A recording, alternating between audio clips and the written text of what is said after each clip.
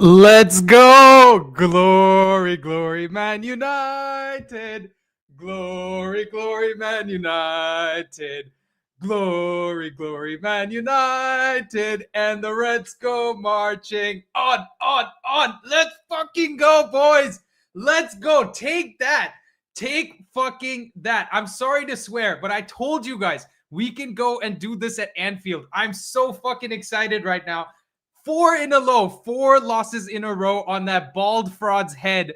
And we win 2 games in a row. Who do we beat? We beat fucking Liverpool. Take fucking that. I swear to God, I can't believe we were talking so much shit. The whole fucking fan base, so many of you talking so much shit about Amram that we can't do this, we can't do that. What did we do? We put 4 in a row on them, and this is the first time. The first fucking time. Give me a second. I need to pull this up. The first time since January 2016 we've won at Anfield. Okay, so take that. Seriously, we didn't even fucking know XG stats for this game, and we've done something we haven't done in 10 years. And you guys want to talk shit about this manager when we've been seeing the underlying numbers showing us the good stuff that we want to see, and we wanted to ignore it. 10 years, guys, it's taken us to go win at Anfield. And this guy managed to do it, and you guys want to call him a fraud manager, right? What excuses do you have today? What excuses are there? Is it Liverpool is shit? Oh, the champions are shit who spent 500 million in the summer? Come on, United! Yes! Let's go! I swear to God, dude, if I get any more excited, I'm not going to make any sense. Dude, I swear to God, everybody that's hating on Ruben, I swear, you guys have been calling me toxic positivity merchant. I need to calm down. I need to calm down because I can't believe we just did that. Honestly, because I had faith. A lot of us had faith. I know Joel is waiting in the waiting room here. I know Rishi's waiting in the waiting room. I know these guys had faith, right? Where are you guys that didn't believe? Right? All the Amram haters, all the Amram outers, I want to hear from you. Come tell me. Look at me right here. Look at me in my eyes. Tell me what the problem was today. We fought and battled out there. We have not played that quality of football under any of the last managers at Anfield. You tell me. You tell me what we have to do to convince you that Amram is the right guy. I know most of you guys that are watching here are, what's it called? You guys are Amram believers because you guys have been watching a lot of my content. But I swear to God, look at this. Last 3 managers to get sacked lost their job at Anfield. And what did this guy do? Last year, 2-2 draw. This year, 2-1 victory. Let's fucking go, guys. 4 losses in a row, by the way, on that bald fraud's head.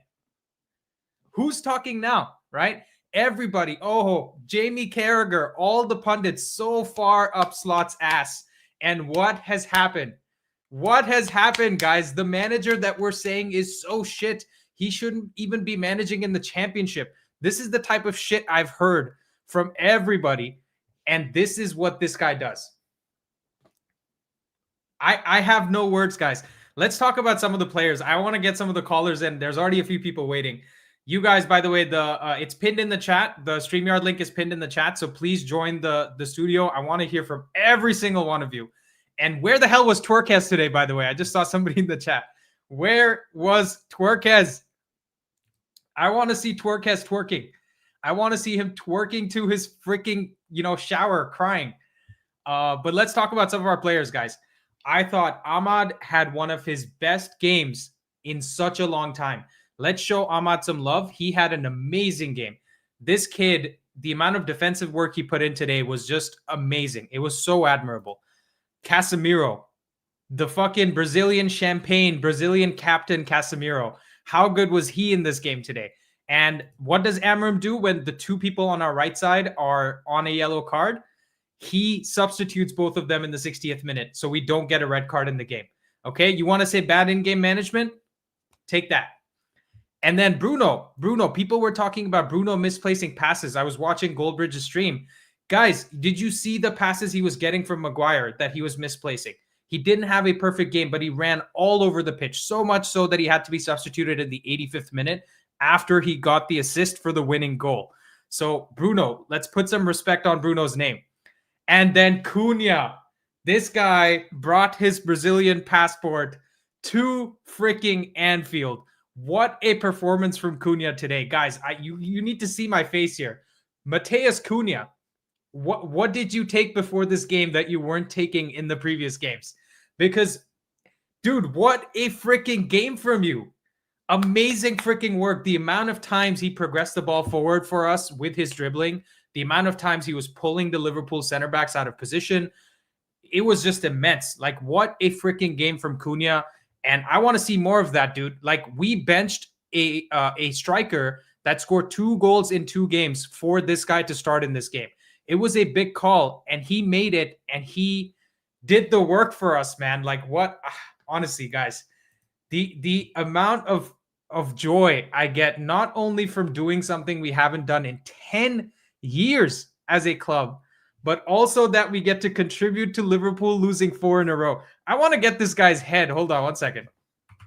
I want to pull this guy up because we need to talk about this. I think there's more chances of this guy cutting his hair because Liverpool loses 5 in a row than there are United winning 5 in a row. At least this is going to happen first.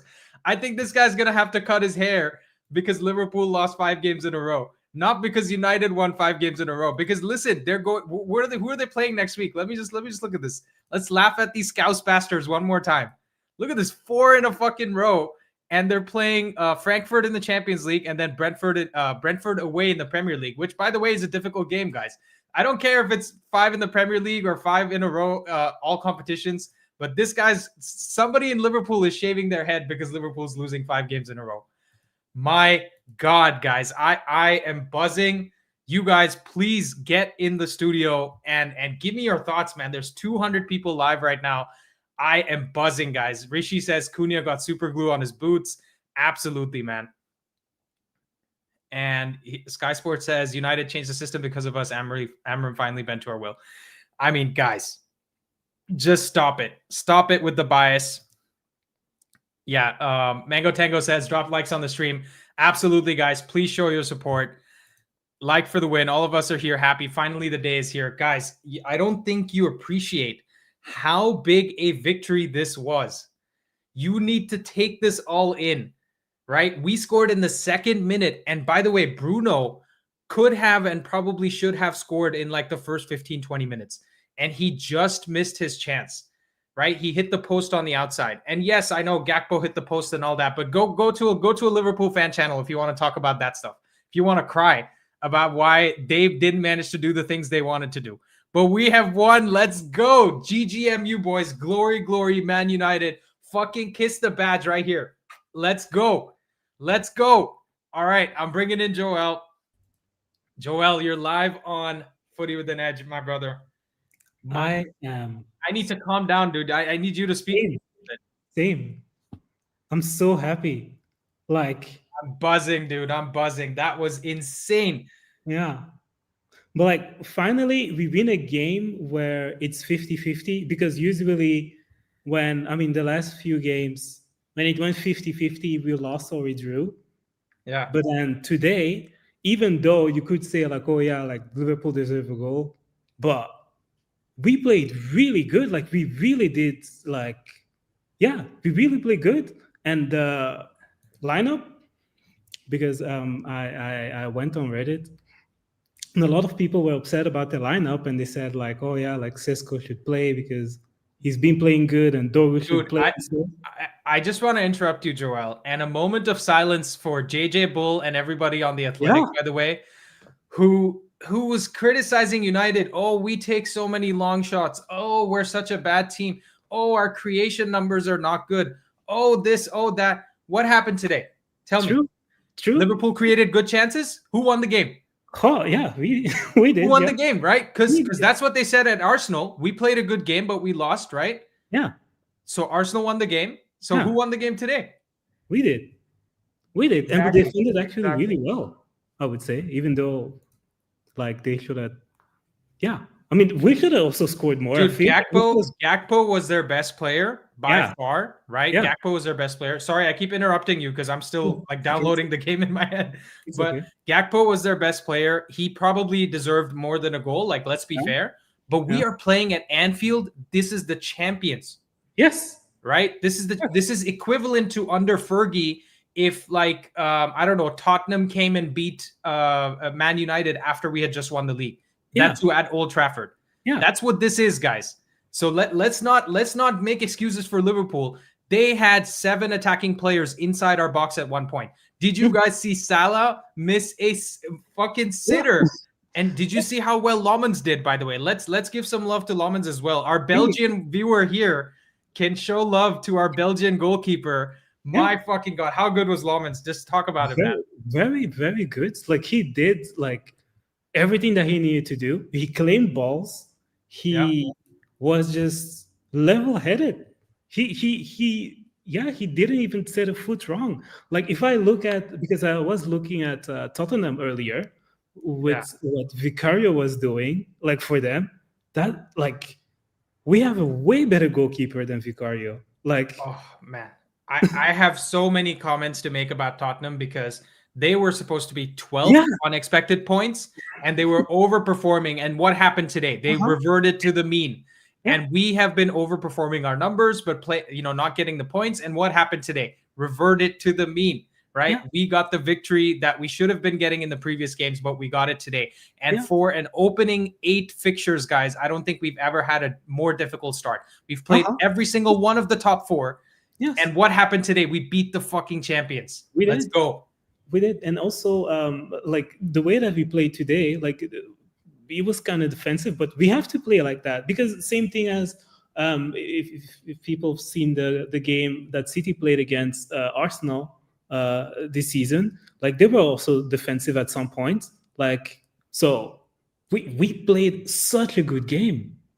Like we played so well, dude. Just think about it for a second, guys. Arsenal, who is in a title race, went to Anfield and lost 1-0. Yeah. And we, who are apparently the fucking worst team in the Premier League with the worst coach who shouldn't even be managing in the championship, went there and won. We were brave, right? And also, by the way, a moment for Mbumo's finish with his right foot, right? He's a very left-footed player. What a finish. Ice in his veins, dude. Ice in his freaking veins. Let's go. I feel like this is the most animated I've been for cumulative all my videos on this channel. But you guys don't understand how much this fucking win means to me. Like I'm telling you, I've been feeling like I'm alone on an island trying to yell at the fish. Too. Yeah, right? me too. Yeah. And I know you do, because a lot of the people waiting in the waiting room, even Finn, even Rishi, you guys have all been like talking level-headed analysis about where this team has been, what the underlying numbers are telling us, and all these other people being like, oh, I don't care about XG because, we're losing. Well, what happened today? Yeah. Right? Also, you don't care about XG. Liverpool had more XG than us, but we won, right? So let's use their same argument and say, who cares about XG now? Also, can I give you props also for your last video, like about Ange, because that's actually how a lot of United should see like where we are, if that makes sense. Like you made it like a great comparison, I would say. Like really. And there's people in the chat talking about having tears, guys. I personally, like, I have no problem with crying, right? It's good to be vulnerable, good to be emotional. But for me, I never cry when I'm happy. I don't know what it is. Like when I'm sad, I'll cry for days. But happiness, you won't get the smile off my face. And I can't believe I was right. I feel like this is the bigger validation for me than it is for United, because I've been talking so many videos, guys. The last 3 weeks have all been like quote unquote toxic positivity videos. And we did so well. Joel, give us your man of the match and I'll bring somebody else in, bro. I would say this is so hard. Bueno, or not because he scored, but Cunha was also really good second half. Yeah, you're struggling, bro. There's no one answer. That's why I asked you first. You notice how I didn't give you mine? Yeah. I kind of feel also that Delit got cooked somehow a little bit because he let Gakpo shoot too much, I feel. But let's be honest, bro. Is it De Ligt's fault that Salah was shit on the other side? No, that's true. Yeah. Because Yeah. it was really just Salah being shit. Like, Yeah, listen, yeah. we're playing in a game at Anfield against one of the best teams in the world. They were supposed to be Premier League favorites, Champions League favorites this year. So we're not going to go there and batter them like City battered us, right? That's never going to happen. True. If you But win this the game, game that yeah, exactly. Sorry, go ahead. yeah. So sorry to interrupt, but if you win this game, like a game against them at Anfield, you win it this way. Like this is the way that you have to win it. Exactly, bro. Arteta better be taking notes. Oh yeah. Arteta better be taking notes because Ruben Amorim has done something that the best coach in the league apparently this season was not able to do because he was too much of a pussy. Anyways, Joel, on that note, while we shit on both Liverpool and Arsenal at the same time, I'll let you go if you want to wait around and come back in. I'll definitely pull you in. Long stream today, guys. All right. Smash that like button, guys, and please get involved.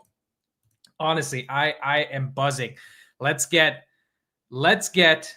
Rishi to the stage. Rishi, how we doing, brother? Come on, United! Woohoo! Come on! Let's go. Let's fucking go! Let's go. Yes! Up yours, you bald fraud. Let me just get him on screen. Rishi, give us your thoughts on the game. Go. It was crazy, dude. Today, for the first time, I've been a football fan 22 years. For the first time, I really empathized with the players because my heartbeat was going through the roof. I clocked it. It was 140, man. 140. My heart was thumping through my chest and I could only empathize with the players. Imagine going to that cauldron known as Anfield, supposedly the best atmosphere in the entire league, and they can't even get behind their players. And what shit players, when you have the best atmosphere behind you, you can't even score 2 goals against a supposedly shittiest Man United team in the history of United, right? So whose narrative is finally working and what narrative is actually true?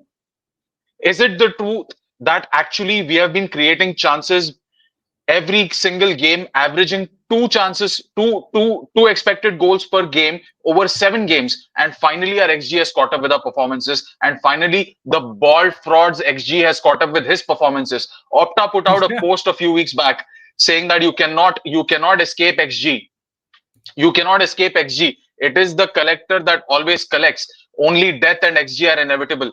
And that's what you've been saying all throughout this time on this channel on Footy with an Edge. And now finally people have to admit that we were talking sense. We were right to support Ruben Amorim. And this club is the greatest fucking football club in the entire world. Come on, United! Come on! Let's go. United. Let's go, man. Let's go. Look at this bald fraud right here. I just want you guys to appreciate this bald fraud, okay? This is what he looks like without Salah scoring deflected goals, right? He's just another dude. Guys, I'm telling you, we can go on a run from here, right? We can go do something special this season. And I gave a very, very hot take right at the start of the season. And I'm not afraid to say it because it looks like a bad one now. But I was talking to Rishi and I told him that I have a feeling that United are going to finish above Arsenal this season. And that looks like a wild, wild take right now, even now after we beat Liverpool. But guys, we are 2 points off Liverpool. And I believe we are 6 points off Arsenal now. I don't think we're going for the league, but I'm just saying top 4 doesn't seem too far away now, does it? You guys, before this game, were also calling for Amorim to get the sack. What now? Everybody that's watching, by the way, get in the studio. I'm not seeing enough people in the studio. The StreamYard link is pinned in the comments. You guys can come give your thoughts, be live on Footy with an Edge, and let's roast Liverpool a little bit more and talk about this game. Please, come on. Hey guys, in case you're thinking you need to turn your cameras on, it's fine. If you're lying in bed and your hair's a mess, it's okay. Just turn the camera off when you come into StreamYard. Yeah, you can just let's have it. Yeah, let's just have it, man. Come on. You don't need to be on screen. Yeah. Today is a day of celebration. You could be naked and twirling your shirt over your head, and we'll call you Saurav Ganguly. Yeah, Indians in the house got that reference. Yep. I'm just gonna share the FOTMOP screen again. Give me 1 second. By the way, But thank you guys yeah, so I much mean, for joining the stream. Like, I really appreciate this. This is a banger show because we've just had a banger fucking result, and we've just laid it on thick, like a thick piece of toast with a thick layer of peanut butter on top, and we're munching it down right now. And that's what this club does to you guys. This is why, right? You guys might have girlfriends, partners, wives, whoever it is, husbands, right? And they wonder, why the hell are you so passionate about football? It's just a game. This is why, guys. This is why. It's days like these that memorialize it for you, that keep it fresh in your head, and that make you feel like $1,000,000 for nothing that you've done, by the way. So we're just sitting here enjoying this game. But I was my sat at God. home in an air-conditioned room, and my heart rate was going up 140 while I was just sat Yeah. on a chair on my arse. Yeah. I mean, Rishi, give hey, us. by the give way, us- yeah, go for it. By the way, just want to point out the last three United managers who got fired all got fired because of losing at Anfield. And this manager, Ruben Amorim, was on the chopping block too. But what did he do? He pulled out a generational performance. A generational performance. I don't want to hear anything about, oh, Liverpool had chances too, they missed. Yeah, that's right. We've had tons of chances and we've missed a lot, but no one gave us any credit for that. So Liverpool don't get any credit. No, Liverpool do not get any credit. Scousers are in the mud. In the freaking mud, guys. I'm Use sorry. the mud. Yeah, But Rishi, yeah, give me your man of the match, and I'll bring the next people in. Please stick around because we're going to talk about this more. absolutely. No. I'm not letting you go so soon. This is a generational stream right here. We are not letting you go Yeah. too soon, Andy. So There you go. you could pick any player for man of the match, man. I mean, everyone put in a shift and a half, but I just want to point out to my brothers out there that me included felt that Dalo was having a crazy stinker of a game, right? Yeah. And he did redeem himself defensively towards the end. So today, we got to nitpick the game a lot. That's going to happen later. Andy's going to put out his No, post-match Rishi, analysis. I'm That not is going going to to be have a any banger of too. that. I don't want to talk Yeah. about any negatives. Yeah. Keep, Yeah. like Will Smith said to Chris Rock, keep Dalo's name out of your fucking mouth. Okay. Yeah, Let's not I'm talk actually about him right now. I'm actually going to say Dalo's my man of the match because you're only as good as your weak link, and even that weak link was good enough to get us a victory today. So Dalo's my man of the match for that. All right, let's go. Let's go. That's his thoughts from Rishi. Let's get the next person in. Finn's been patiently waiting. Guys, I'm telling you, please join the StreamYard link because you can also share your thoughts just like Rishi did, just like Joel did. Finn, you're live on Footy with an Edge, my friend. How excited are we today? It's all right. Might Nice have one. run around the room, pumping my fists at the end there. Yep. Most that was- excited man in Russia right now. That was so nerve-wracking, the entire game. Why did we score so early, man? Why did I have to spend Because it's the hope that kills you. entire game clutching Yeah. my prayer beads and hoping? No, it was a good game, I thought. I thought we were quite good, considering. Dude, like, we didn't exactly dominate the game. But I who does am at telling Anfield? you, let me pull up my show notes. There was a point in the second half, I think, or the first half. I can't even tell. I'm having what's it called? A million thoughts through my head. But there was a moment in that game where we had the ball around the halfway circle and we passed it around Liverpool for like 2 minutes. When's the last time? I don't remember us ever doing that. Like even at home, dude. We forget doing it away, and especially at Anfield, we were so composed on the ball today. Every person that has been making a mistake earlier, like so far this season, did not make a mistake today, except for Dallo. But we're not going to talk about Except for Dallo Dallo. right now. Let's Yeah, not we're not going to talk about Dallo. Dallo right now. Even But though I thought Casemiro, he grew into the game. he did. Yeah, he did.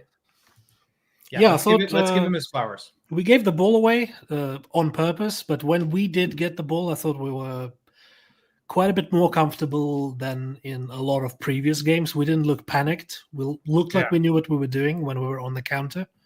And Liverpool looked pretty shambolic defensively. But when we got into the box, it was just a shit show every time. Yeah. Konate and Van Dijk just looked rattled a lot of the time when we either whipped the ball in or cut it across. Like, we had a lot of chances today. You know what it is too, Finn. It's not even the individual like faults of the defenders from Liverpool. I think Konate and Van Dijk, they had to do so much defending that considering I thought they did okay. But it's the system from Slot. In my preview, I talked about specifically the spaces between the back line and their defensive structure are too wide, right? Look, the first goal that we got, and Mbeumo was able to run in between Konate and Van Dijk and get to that ball, and that's how he scores it, right? And that's all because of the defensive spacing and too much pressure on the Liverpool defense to cover up gaps in their midfield. And then instead of playing a 4-2-3-1, Klopp plays a 4-1-2-3 today. He had both McAllister and Szoboszlai playing as 10s, and Gravenberch was the only holding midfielder. So they were playing with essentially, what is that? 6 attackers, right? And they also had their fullback, so 7 attackers. Yeah, I just feel like there's a little bit of an imbalance with not even so much the system, but the team selection often is too top heavy, I feel, for Liverpool. Yeah, absolutely. And guys, we specifically talked about this, right? We were saying that maybe Jones will start and Szoboszlai will play a right back because they want more assurance in the team, and Kirkes won't start and Robertson would start. But what does this guy do? Okay, Konate started because he wasn't injured, but then he played Kirkes, right? He didn't start Robertson, and he played Bradley, and he played Szoboszlai in the 10 with McAllister right next to him. So this was essentially his setup. We're looking at McAllister here, Szoboszlai here, and Gravenberch here. So we have such a lopsided team with so much space to play against. And we have kept talking about our midfield being so open and so empty. And we've been talking shit about Bruno Fernandes and Casemiro and Ruben Amorim for picking those guys. How open was Liverpool's midfield today? Right? How open was that midfield, and how much did it cost that team? And Because that was at the you- beginning yeah. of the game. Like later, at like the 60th minute, he brought on like Wirtz and Ekitike and Jones, was I even think, more and it open. was even more open. Well, Yeah, they were chasing it the was game, even to be more fair, open. but it was like kind of crazy. They basically just had the 2 center backs defending, and that was pretty much it. And by the way, guys, we had what's it called? That's how I think the 4-3 game that we won against them in the FA Cup. That's what Ten Hag had done, where Anthony was playing left back and Bruno was center back and Mount was center back, right? That was kind of what Slot was going for, pretty much from the 60th minute of the game. Like at one point when Salah missed that shot against Lomans, the one that he skied when Lomans made himself big, they had a 7-on-4 and they couldn't score from a 7-on-4, guys. And we could have and probably should have won this game by 1 more goal, at least. Right? Bruno should have We had probably enough scored his chances. chance. And Yeah, a couple Bruno other should have people had scored his chance. chances I as well. agree. Yeah. Rishi says, let's go player by player. Let's have a player rating. Yeah, we can definitely do that. And I missed another super chat before. Somebody says, happy Diwali, people. This is the best Diwali ever. Finn, if you don't know, Diwali is like a pretty popular Indian festival. It's a festival of lights, like a lot of celebrations. And this is honestly the best gift for me, too. Like I'm Indian today? as well. Yes, I believe it is today. And it's just amazing. Like what a present for us to win at Liverpool. Honestly, stories will be written about this day, guys. Okay. I don't think you realize how rare it is for us to win at Anfield, right? We haven't done it in since like January 2016. 10 years since the January 2016. Rooney's winning goal in the 78th minute was the last freaking time we won at Anfield. So for all of you guys that are here that are saying if, buts, and maybes and that are trying to downplay or poo-poo this game, what are you talking about, right? We need to take all the positives that we can get, especially with the shit show that's been going around United, all the media bias, everybody else being biased. What an amazing feeling right now. Finn, give me your man of the match. That's a tough one. Yeah. I honestly thought everyone played well, which is rare.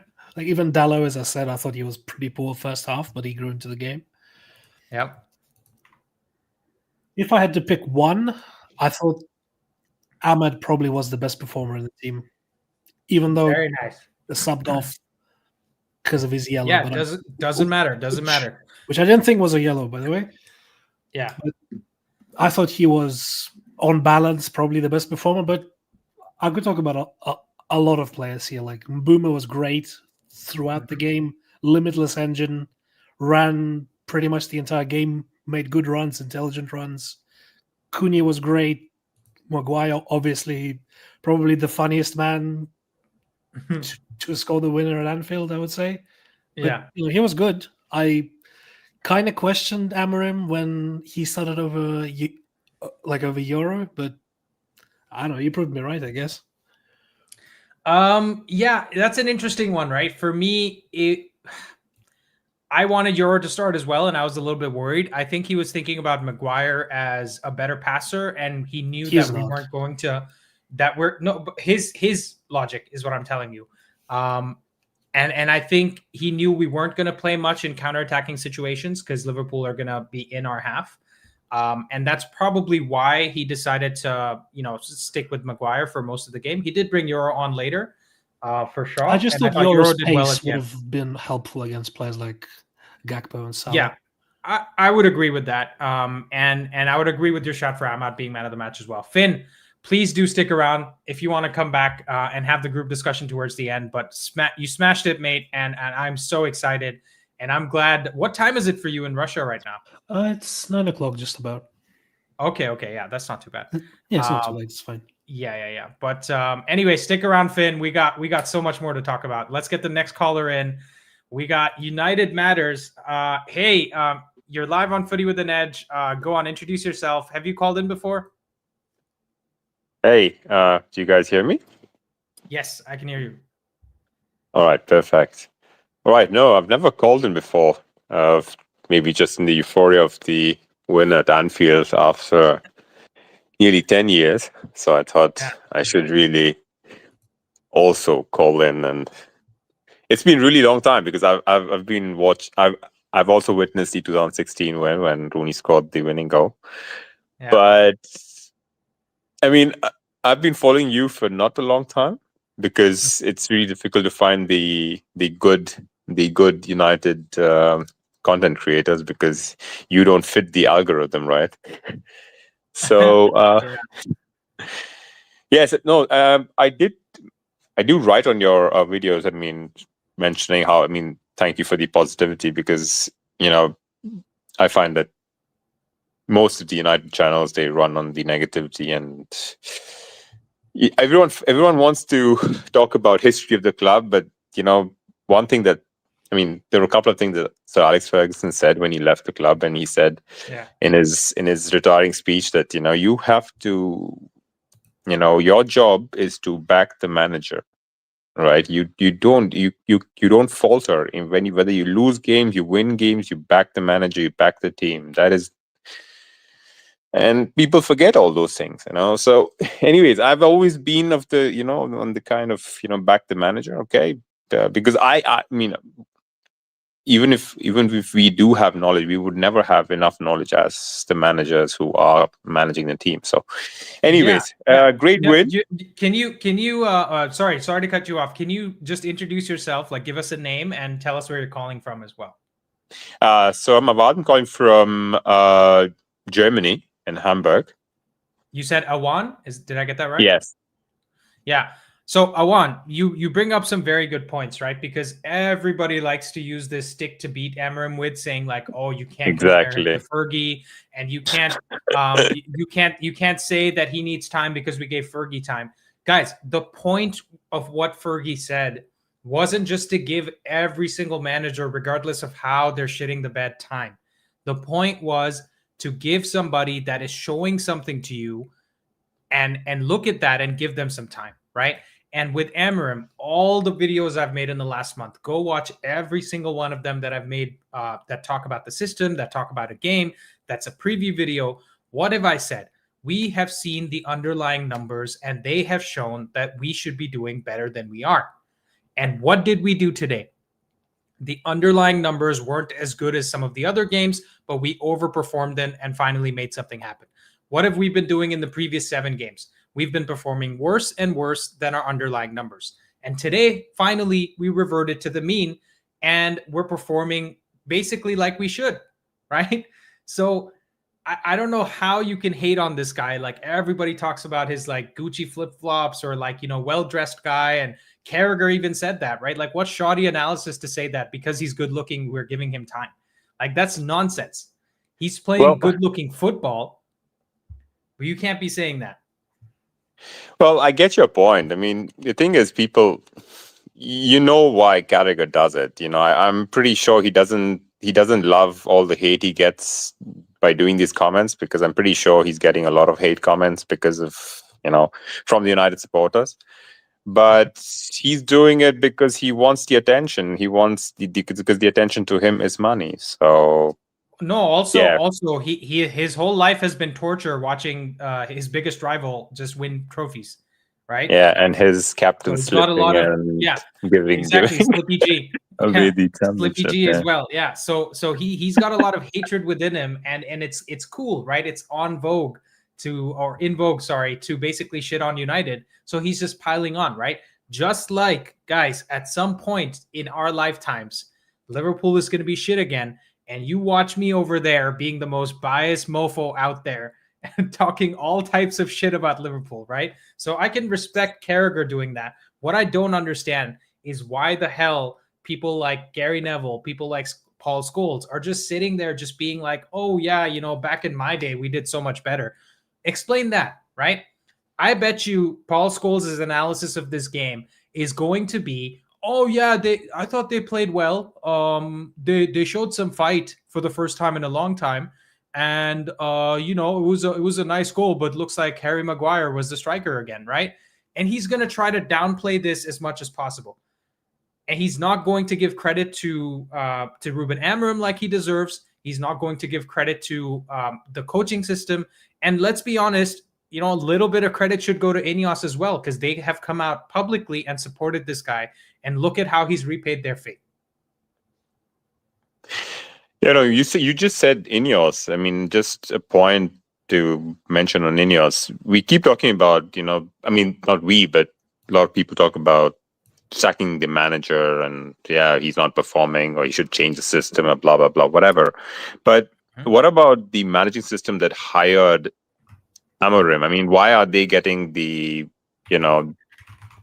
leeway of not having chosen the right manager? Because I don't know how it works in football teams, but in large firms, in my firm, if the, let's say, the supervisors, the tech supervisors aren't doing the jobs, the directors are going to get also the heat. So I don't think it's just fair to just call out Amorim for some things, but I mean, he's made mistakes. Just call him out on the mistakes, but just don't talk about systems. And I'll be specific, right? Like, let's not be unspecific about the mistakes.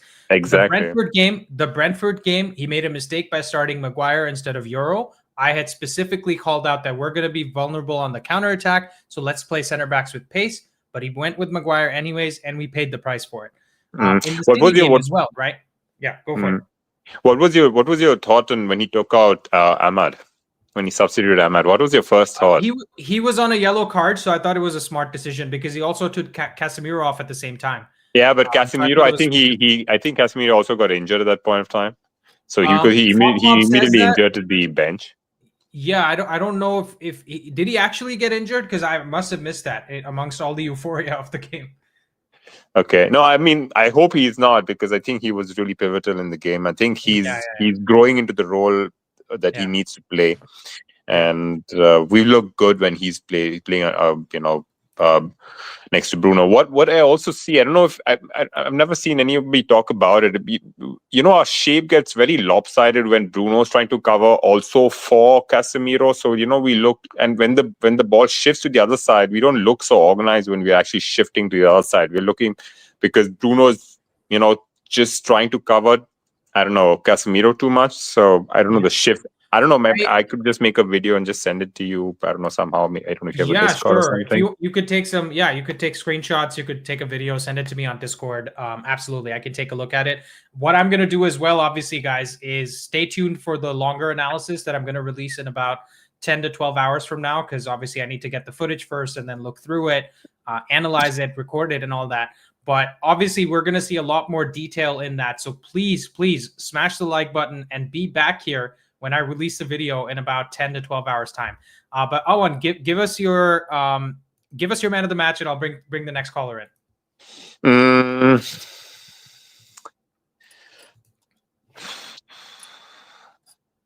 I don't know. It's pretty hard because I think a lot of players didn't have a very good game. I don't think Lamens had a good game. We all don't want to talk about Dalot, obviously. So, well, I don't know, between Ahmad and Mbuemo, I guess Mbuemo for the goal. I think he was good. I think Cunha was also good. I don't know, between Mbuemo and Cunha, I guess, for me. I don't know, I'll give it to Mbuemo, okay, just to finish it off. Okay, Mbuemo for a second goal. Go. He's made up his mind. Let's go, boys. Let's go. All right. Thank you for your thoughts, Awan. And if you want to stick around, I might pull you back in later. But all right. Great first time. Thank you for having me. Thank you. Yeah, absolutely. And I'm buzzing, guys. I'm still buzzing. Let's keep the comments and the likes going in the chat. Thank you so much for joining the video, by the way. A lot of you might be new to the channel because of that takedown video that I did of the Athletic and JJ Bull. And looks like a lot of people found that video to be extremely spicy, like Indian spicy, not American spicy. So, welcome to the channel, guys. I just want you guys to appreciate how much it means to me that you guys have stuck around with me through the difficult times where we have been, losing games, we've been drawing games, and everybody's been so negative about Ruben Amorim, and I've been like on an island by myself, saying all this positive stuff. And I feel like you guys have supported me and got me through it, because otherwise, I'm going to feel like I'm going crazy. Let me just pull up some banger tweets for you guys. Let me just do this, because, I think it's good to have a bit of a laugh as well. Right. Any comments from a certain 150 million player? Does anyone want to say anything about the most expensive transfer in Premier League history? Anyone? Any thoughts? No? Okay. Let's keep it moving. Let's talk about Bruno right here. With his assist for the winning goal versus Liverpool today, Bruno has now recorded 52 assists for United in the Premier League, the 5th most for the club, behind Ryan Giggs, Wayne Rooney, David Beckham, and Paul Scholes. He's 3 assists behind Paul Scholes, guys. Anyone want to talk shit about Bruno? Because I'm waiting. I'm waiting. And I don't think anybody has anything to say today, because everyone was giving him so much flack for having a poor game. And what does he do? He puts the assist for the winner. Right? And Amorim also, by the way, finally back-to-back wins, right? Let's pull up one more tweet here.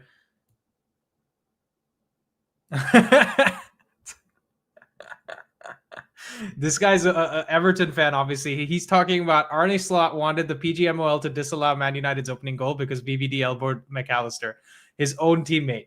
Guys, you can't make this up, guys. You can't make this up. All right, let's get our next caller into the show. Uday, you're live on Footy with an Edge. Go on, introduce yourself, give us a name, and tell us where you're calling from.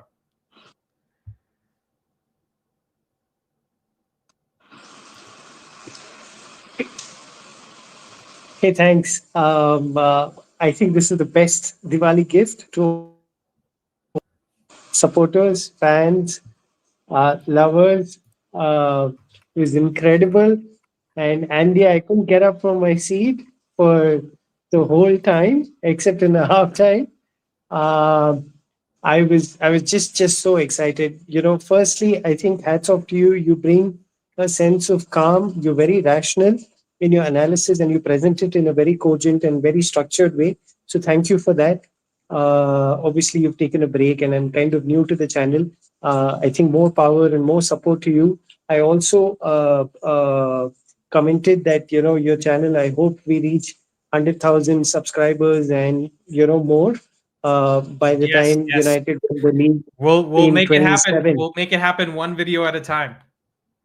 Yeah. About the match, I think, look, Andy was great. I was a bit surprised, to be honest with you, when he benched Seshko. I thought they're going to play the advantage with Lamens, hitting the direct ball to Seshko, but that didn't happen. I guess it worked out well for him because then he had extra legs in the midfield with Cunha. The other surprising part was Maguire for me. I thought, like you, he will play Euro, right? And I was 100% with you when you made that point about Brentford. People making the run behind Maguire. So thankfully, to be honest with you, I was so afraid that Salah is going to do that today. But can we just take a minute and talk about what happened to Liverpool today? They couldn't string two passes together. Mate, I mean, who cares, what right? happened to Liverpool? First of all, I just want to get this off my chest, right? Slot was outcoached by Amram today. Let's not take it any two ways. He was outcoached by Amram because what were we relying on? We were relying on them to be very open. I don't know, Uday, if you caught the preview video that I did. I saw so many examples of them being very open defensively. All I talked about was the defensive gaps in that whole video, right? And what happened today? He played even more attacking than he played against Chelsea and got his ass handed to him. 4 losses in a row, mate. Even as bad as we have been under Amram, I don't think we've lost 4 games in a row. There might have been some draws and wins and losses, right? We've been up and down. And this bald fraud has just been outcoached by apparently a coach who doesn't deserve to be a coach in United. And apparently he came from Portugal too early, right? So I just want to say, Liverpool, also, where was Salah, by the way? Greatest Premier League player of all time, apparently. He gets into the Premier League 11 of all time with no United players in it, right? What was that? What was that today? Did you see the miss he had when they were 7v4 at the back post when Lomans came out and made himself big and he skied it, right? If a United player does that, right, like when our players were doing it, everybody's laughing, right, on Twitter, everywhere else. And what now? What do you have to say about Salah, right? All the haters. Andy, to be surprised, I don't know what's happening. Slot came in last season and he did all of these things. And a lot of people said he just continued where Klopp left off. And good for him. They won the league and all of that. But today, it suddenly seemed like I was in Salah's shoes. I mean, he couldn't from there. I mean, on another day with his eyes closed, that would have found the back of the net, right? But enough about on another Liverpool. day, it did, by the way, when we lost 7-0. Everything was just going into the net. And what happened today? Everything was just going. In fact, they had more XG today than they did in that game, the 7-0 game. Can you believe that? Correct. And Andy, I also want to, I caught. By the way, we have an Arsenal fan in the chat celebrating with us. I think half the people watching are Arsenal fans because now they're top of the league. Dude, you guys have nothing to worry about. This Liverpool team is shit. If you want to worry about a title contender for this season, you worry about Man City. Because Haaland might himself carry them to a title this season. He's looking in scary form. Andy, can I just make a point about, the video that you did about Ant Postecoglou, right? Yeah. 39 days and he's out. I find some of this is probably, true to a large part, but some of the Manchester United fans, I find them to be quite toxic. You lose one match and it's the end of the world, and oh my God, it's crisis and this and that. And I heard your chat with the previous caller as well. Credit must be given where it's due, right? Even to Ineos and team, because they knew Amarim is going to play this system. They stuck with him for the better or worse. And we always knew Amarim had it in him, right? You were putting out all this stats about XG, post XG shot and all of that, right? So I think he's a manager who needs to be given time. He did what 3-4 managers couldn't do, right? Solskjaer, Ten Hag, and then, whoever else. And we won at Liverpool almost after 9 years. So things are only looking up. Fans have to be patient. The toxicity has to go away. Give them time. We will get confidence. I'm sure we will do better. Even today, if you realize that Bruno, that was a sitter, man. I mean, he can't miss stuff like that. Have scored it. No, but I'll tell you what, that was a situation where I had my jaw on the floor because I was like, this is gonna be a goal. I couldn't believe that it didn't go in. That's how shocked I was, and you're spot on with that. We should have been 2-0 up in the 15th minute. Imagine how that game goes with us being 2-0 up in the 15th minute. Slot's probably playing 10 attackers in the second half. He can play 20, but he wouldn't have still made it. No, but the Oh, point yeah. is, the larger point, the short point being, I think we're creating all these chances. So the system is definitely working. If we want to go to Europe this season and finish within the first 8 and 6, we need to create these and take these chances. We're creating them, right? So there was another half chance with Mount in the beginning. And then I think Cunha made some incredible runs and he really fought with the ball. So there are a lot of positives, right? But just to also point out certain areas where I think we can improve. Dorgu runs in with the ball, but I think his crosses can be better. Dallo asks for the ball, he gets it, but he's not able to get it out of his feet somehow. Sometimes I think Ahmad his was touch, good. he needs to work. He needs to work on his touch and his passing as well. I feel like he's too much in his head a little bit because I believe Correct. that he wants to do his best. Right, Dallo is one player just like Bruno. I believe he plays for the badge. He always wants to give his all on the pitch, and he's not somebody who has a big ego, right? And that's why every manager likes him so much. And I feel like he could do just a little bit better, and he'll be pretty good in this team. I called it in the preview, guys, by the way, that I thought Luke Shaw and Dallo, if they have good games, we're going to win this game. And guess what? Dallo didn't have his worst game in a United shirt, and Shaw had a very good game. Shaw had a Van Dijk in his pocket, by the way, on the corners. He won so many headers against Van Dijk, and that was just immense to watch. But Uday, give us your man of the match. I'll get some of the other callers that are waiting. Harry Maguire, hands down. All right, let's go. Let's go. Smash it, Uday. Please keep calling in again. Guys, we do live call-in shows usually 3 times a week on Monday, Tuesday, and Thursday at 1 p.m. UK. 1 p.m. ET and 6 p.m. UK. The Tuesday show we've replaced with the podcast, so maybe moving forward, I'll add back the call-in show for Tuesday as well. But definitely on Mondays and Thursdays, please dial in again. All right, let's bring in our next caller. Rafi, you're live on Footy with an Edge. Go on, mate. How buzzing are we after this victory? I honestly, after this call ends, I probably need to go lie down for like half an hour and just think about how happy I am that we fucking did it. We finally won at Anfield. Yeah, no, I'm ecstatic for sure. I mean, I didn't really manage to catch most of the game, which is unfortunate. But I mean, obviously, the results what matters, especially like under Amram. The fact that we finally won 2 games in a row, I think that's like immense. So couldn't be happier. But I might be a little bit of a buzzkill, to be honest, because despite the performance and like the 2 wins, I'm still a little skeptical of Amram, and that's what I wanted to talk about on this call. Actually, go for it. So I think. By the way, where are you calling in from? Just introduce yourself. Oh, sorry, my bad. I'm Rafi. I'm from New York. New York. Okay, awesome. We're pretty close by, Rafi. I'm in Toronto here. Fellow East Coaster. Let's go. Give us your thoughts. All right. So I think to be fair, to start off with, under Amram, we have been playing, in my opinion, the best ball that we've seen in probably years, right? And so, which is kind of weird for why I'm still kind of skeptical of him. But the main reason why is because I don't think the way that we build up from the back is necessarily sustainable in the long term. And I think it's a big reason as to why a lot of the games that we have with like mid-table teams ends up being like almost like tit for tat, right? It's like we never manage to really secure possession for long periods of the game. It's always kind of like a 50-50.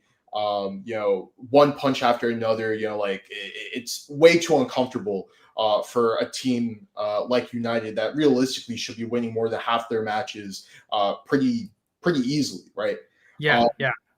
So it's like the buildup that's the issue, and it's also what we do with the ball once we're in the final third that I'm still like, not necessarily pleased with, because every time we do bring the ball up, it seems as if as opposed to being able to sort of like keep the ball and kind of rotate it in the opposition's half and look for openings, our immediate instinct, and I think this is part the reason why is because of the way that Amram coaches the team. Our immediate instinct is just to lump a ball into the box and hope that Sheshko or one of our midfield runners get onto the end of it. And again, I don't think that makes for a really reiterative way of beating Premier League sides. Yeah. I just want to read some of the chat and I'll address your points because I have the tactical board here and we can talk about this because this is a great question. Poppy PK 1892 says, how are you feeling on this beautiful day?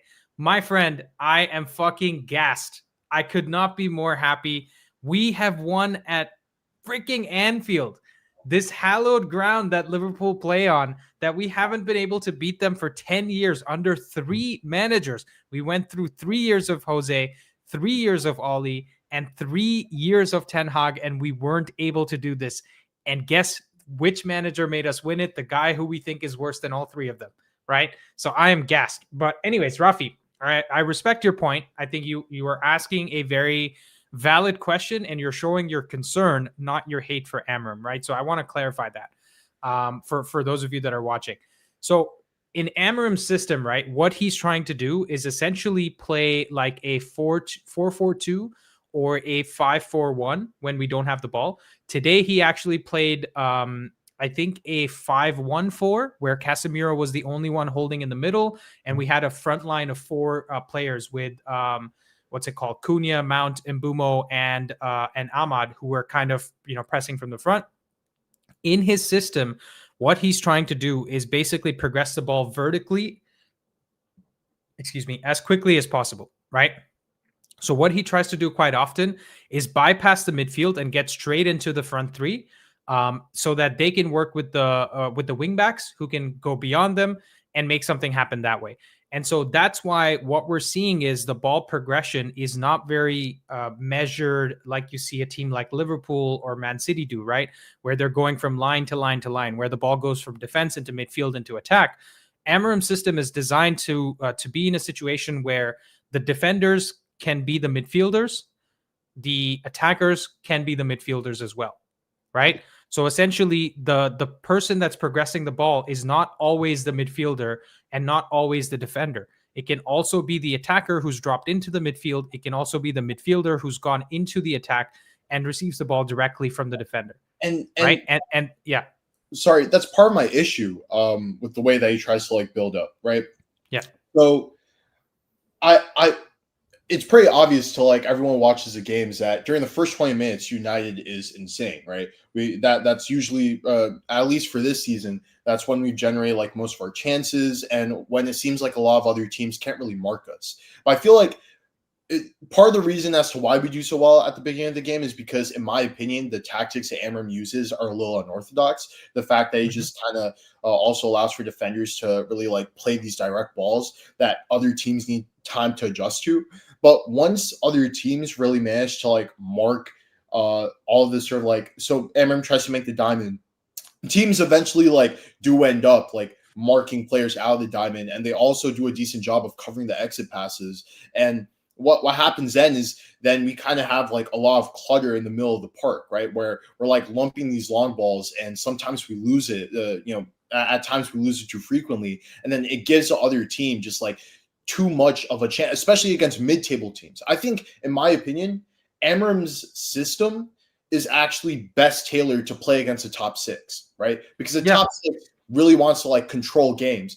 Amram refuses to let them do that. They make the games really gritty, essentially. Chaotic. Yeah, it's really chaotic. So let me give you an explanation, right? Because when you made your initial point, you mentioned another thing, which is you don't like how we set up defensively, right? That was another problem you mentioned. Sorry, it wasn't defensively. It was when we have sustained possession in the final third, what we do with the ball. No, but you had mentioned both things, right? You said in the final third you're not happy, and you also mentioned that you don't appreciate, I think, the pressure that's put on the defense to kind of problem solve. Maybe you had said something like that. I'll watch the video back if I'm wrong, but I'm pretty sure you said something like that. But so my point with the Amram team right now is one thing we need to realize. Yes, he's been here for 50 games. Yes, there's all these problems that we've seen, but we kind of have to hit the reset button this season because our entire front three has changed, right? And the wing backs that we're playing with are kind of also changing from game to game. And I think you would agree that we don't have the wing backs that are tailored to play the system perfectly, right? Yeah, I think you might also agree that we don't have the midfielders tailored to fit the system perfectly. So he's had to problem solve. We keep talking about, oh, Bruno's been playing in this team for such a long time. Why can't he learn the system? Guys, Bruno played in the 10 for the entirety of the last season under Amorim. This is the first time he's playing in the 8. So even he's taking some time to adapt to the system to play in this position. So we have so many new players in this team that kind of define the way we play. That's why you're seeing some of these issues with the system. That's why Amorim has focused on the side of let's create more chances at the expense of giving up a little bit more defensively. And that's why we're kind of at the top of the table for expected goal numbers. But we're also, not very good in terms of expected goals against. Because like you said, we are creating a lot of chances, but we're also conceding them. Against the worst teams, which is the other thing you talked about, the issue is that we still need to figure out how to get a bit more composure on the ball. You watched Liverpool today. They had pretty good composure on the ball, much better than us because they're used to playing with 60% possession every single week. Whereas us, it's a little bit of a surprise when we have to keep 60% of the ball. So the players are still getting better in terms of keeping their composure, right? Even when we played against City, we had 60% of the ball. We didn't know what to do with it. And that was the problem. And if you want to take that as a critique of Amorim, that's absolutely fine. But it's also a critique of the players, right? So we need to work on that muscle. It doesn't mean that a system doesn't work against the mid-block teams or the low-block teams. It just means that we need to figure that out, and we'll get better over time with it. That's my opinion, at least. Sure. And okay, that's a fair rebuttal. But when I say that I'm skeptical of Amorim, and I guess this is probably the last thing that I'm going to say before I leave the call. But when I say I'm skeptical of Amorim, it's because what I want from a United coach, I'm not saying necessarily that Amorim is a bad coach or whatnot, right? Like, I'm not trying to disparage him, but I guess I'm trying to look at him and compare him to like what we realistically want a United coach to be, which is someone that we could imagine staying at the club for at least 5 years, right? We want someone like a Klopp essentially, or an Ancelotti, someone that could stick with the club and give us consistent results, at least give us one Prem title and like a decent Champions League run within the next 4 years or so. And I see that there's a lot of there's definitely a lot of potential with the way that Amorim plays, but I think in the long run, I'm not very confident in us being able to generate a push for the Prem title because of how I think we play too vertical, right? Which then makes us, which is something that we both talked about when we kind of made, he's willing to sort of sacrifice a little bit of control for the sake of generating more chances. But I don't think that the best teams that have historically won Prem titles really do that, right? Teams like City, teams like Liverpool, they try to suffocate the other team by perpetually having them in their own half.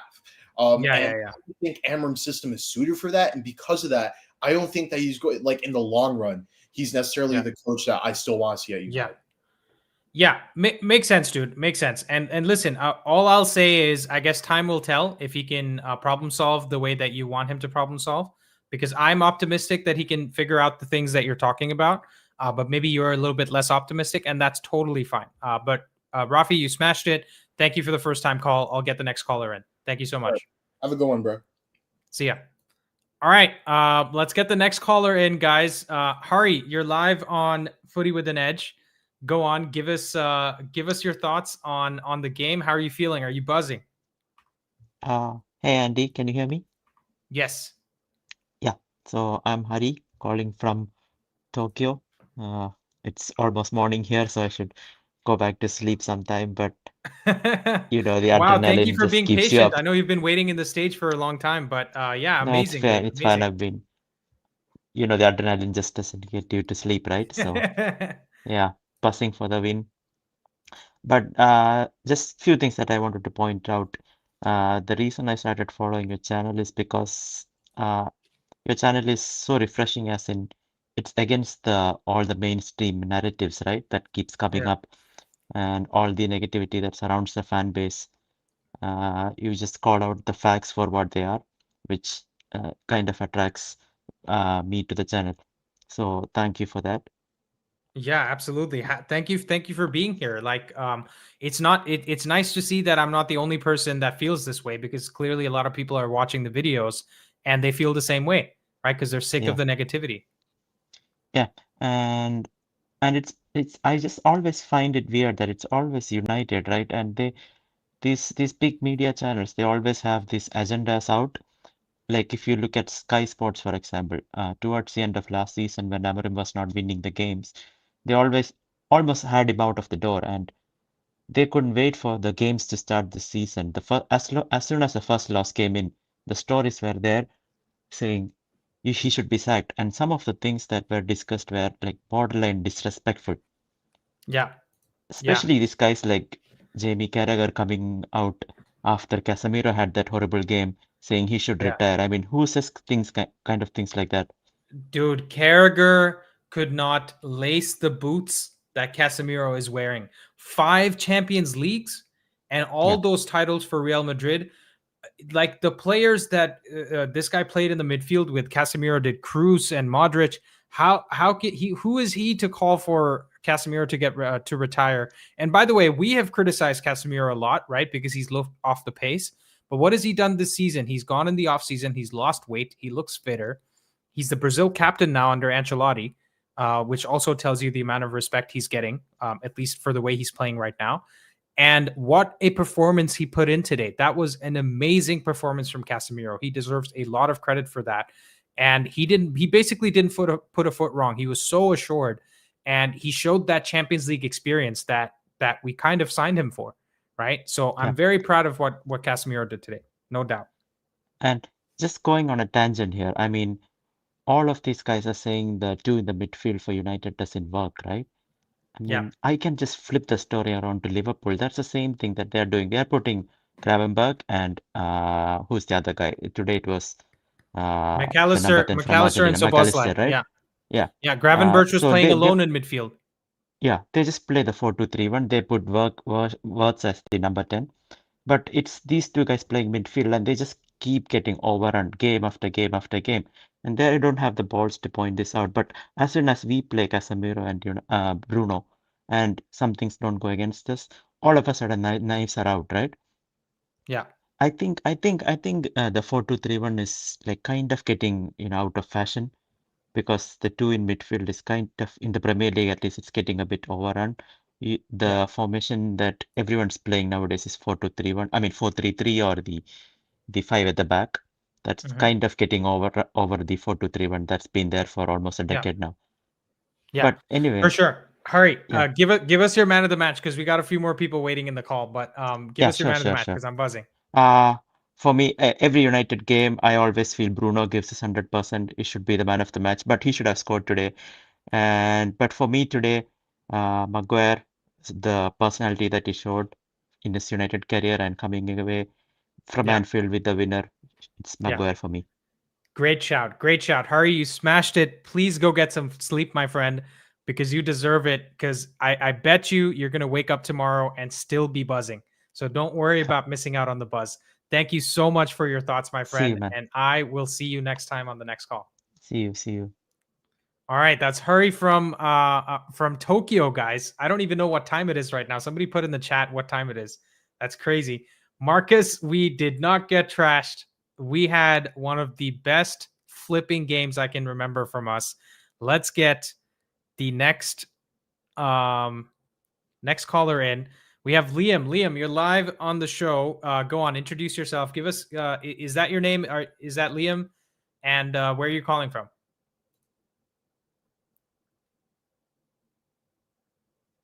Can you hear me? Yes, we can hear you. It's Liam from Shropshire.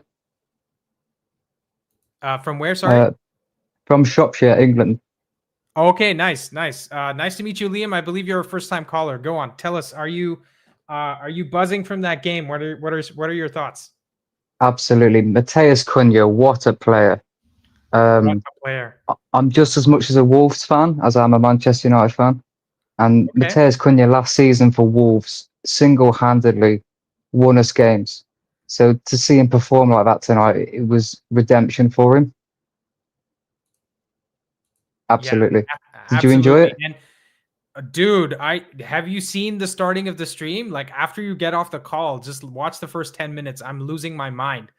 I'm absolutely going crazy. Like honestly, people will take a few days, maybe even a few weeks to realize the significance of what has just happened. We haven't won at Anfield in 10 years, right? When Nuno beat Liverpool 1-0 last season at Forest, that was the first time they had beaten Liverpool at Anfield since 1969. So it's not just us. Like there's other teams that really struggle to go win here. And the reason I compare us with other teams is because we're kind of just another team right now. We're not the Manchester United we used to be, unfortunately, obviously, but we're not, right? We're kind of a mid-table team. Look at where we finished last year. For us to go from finishing 15th to beating the champions at home in the 8th game of the next season, that is huge. And we deserve to win today, by the way. It wasn't a fluke. It Absolutely. wasn't us just getting away with with murder. And by the way, apparently all we beat is promoted teams or teams that have a red card. Where are you guys now? Where are you guys that were saying that we can only beat a team when something goes in our favor or it's a promoted team? We just beat the freaking champions at home, right? As great as today was, yeah. I'm going to say that as great as today was, it has highlighted some of the flaws in the team. For example, Luke Shaw, I don't think he's up to it. I think he needs to go in January and be replaced. Do you know when Martinez is due back? I think soon. I think we should be able to see it here. Hold on. There's usually to be honest, I think he's back in training. He's back in training already.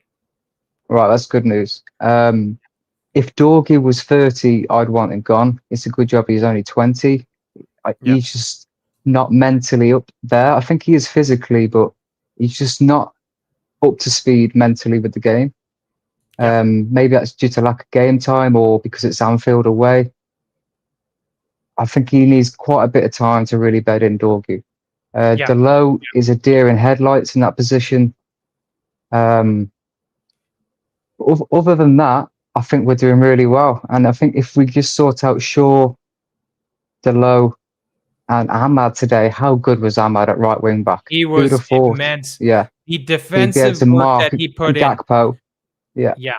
Sorry. It was immense. The defensive work that he put in was absolutely immense. I appreciate you bringing in the shout, and I'll let you have your thoughts as well. But real quickly, Ahmad had his best game in a long, long time. I think this was a better game than even the 4-3 because I think he came off the bench in that game, if I remember correctly, to score the winner. And this was his best game by far in a United shirt. He gave absolutely every drop of sweat that he had in his body for those first 59 minutes. And had he played the full 90 minutes, he would have been my man of the match, which I haven't given my man of the match, by the way. I'm going to wait till the end. Who was your man of the match? Mateus Cunha by a mile. The amount of dribbling today and the amount of times he wriggled through players and the amount of times he was pushed and kicked and fouled, and he just gets on with it. Honestly, I can't tell you, every time Mateus Cunha gets the ball, I lean forward. Yeah, absolutely. And let's be real, by the way. The thing that we want Kobbie Mainoo to do, the thing that Kobbie Mainoo is good at is progressing the ball with his feet, right? With dribbling. And I feel like Cunha has just shown us today that he can be the person that in certain games can start as the number 9 and drop deep and progress the ball like he did today, right? That's exactly what we like from Kobbie Mainoo. And Cunha was able to provide that for us in a game where we needed that extra player in midfield, right? So absolutely smashing shout, dude. Any other players you want to call out today? Because I cut you off earlier when you were talking about Ahmad.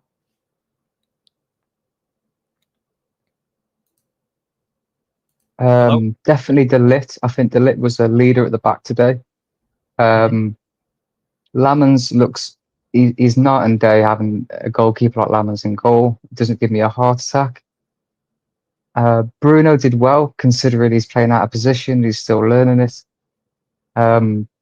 Mbeumo was a menace. I think honestly it was a great team performance, and hats off to the lads. Congrats to them. What they need to do now is go and win next week. I don't know who we're playing it, but it doesn't matter. You know, We're playing we Brighton, need I to believe. win. Yeah. Right. Yeah, that's a winnable game. They're an inconsistent team. Herzer doesn't know his best 11. He plays two ball-playing holding midfielders. They're not ball winners. They want to keep the ball. We won't let them do it. I fancy our chances against Brighton. They've been a bit of a bogey team for us every year. So, but I think this is our year. Honestly, with that attacking three, we can beat anybody. It just depends whether we can keep them out. And with a team performance like that today, as long as we get Shaw off when his legs are starting to go, and we protect Dorgu and don't rely on him too much on individual moments, I think we can see through to January and then strengthen then. Yeah, absolutely. I agree with you. I couldn't agree with you more, mate. You absolutely smashed it. And listen, Cunha brought his Brazilian passport to Anfield today. Let's just say that. He was absolutely immense, and it gave me tremendous joy to not just win for the first time at Anfield in 10 years, but also give the Scousers their 4th loss in a row. So let's also celebrate that while we can, boys, because everyone has loved to pile onto United for the last 5, 10, 12 years. And today is our chance in the limelight. It's our time to shine. So let's go. Glory, glory, Man United. Liam, thanks for calling in. Please do call in again. Hey, thanks for having me, mate. Great channel, great content. Keep it up. Up the United. Thank you so much. Let's go. Ta-da. Up the United. Let's go. All right, guys, please turn your cameras on backstage, because I want to bring some people in on camera and I want to talk to them. I'm going to bring in Ade. Ade, your first time on the channel.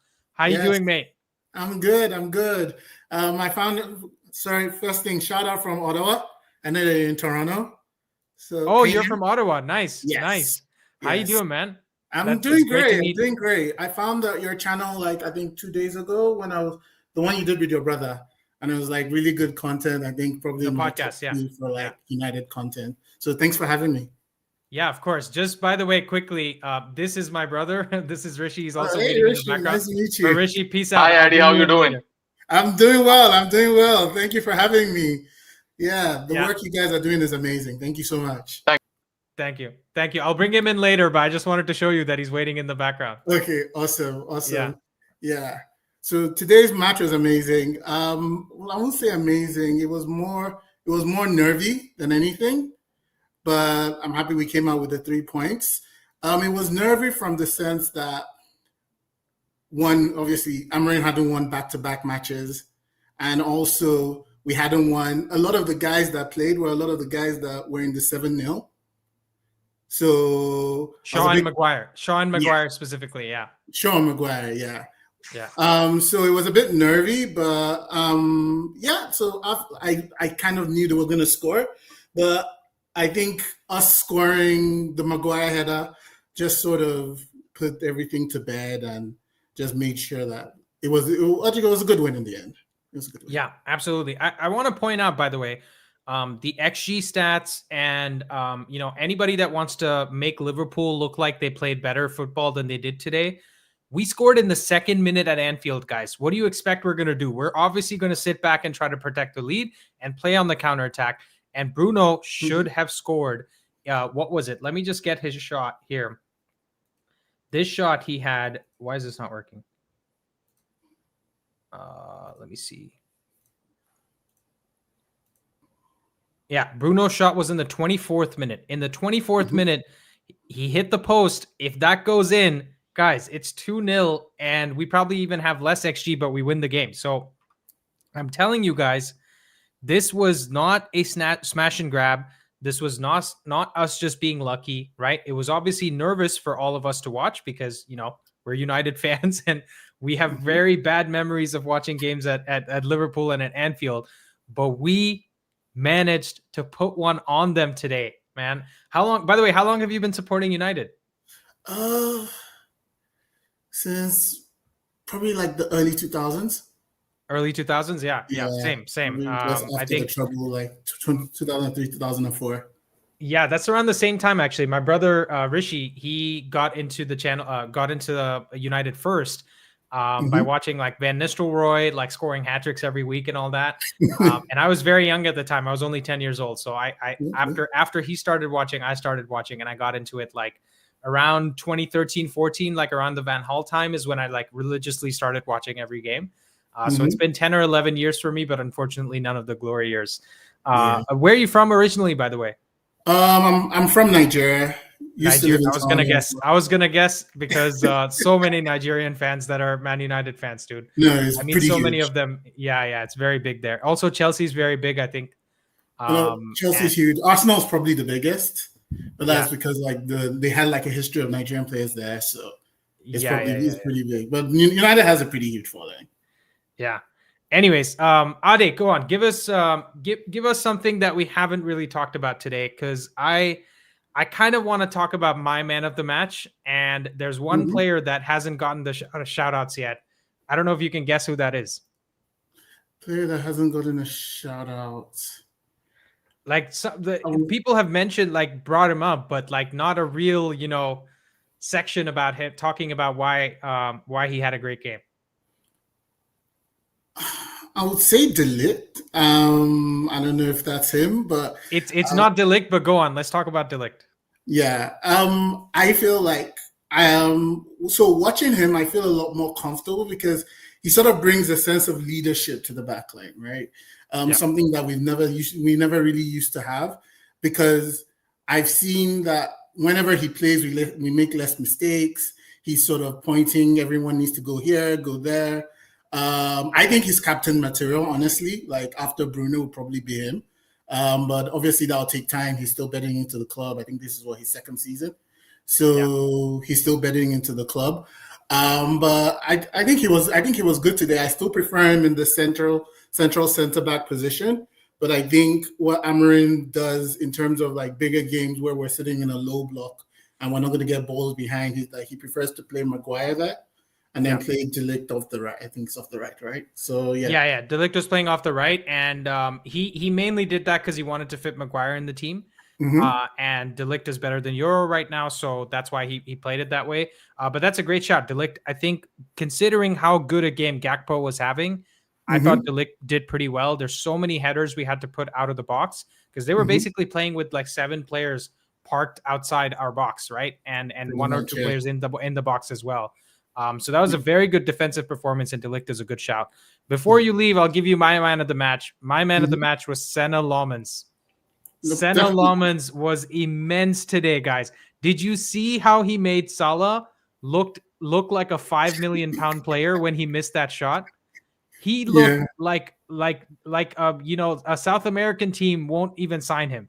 That's how bad that miss was, right? For somebody that should have probably been in the Ballon d'Or contention for last season. He carried the Liverpool to the title, and everybody wants to give Slot credit, but nobody gives Salah credit. And he looked like an absolute shadow of himself.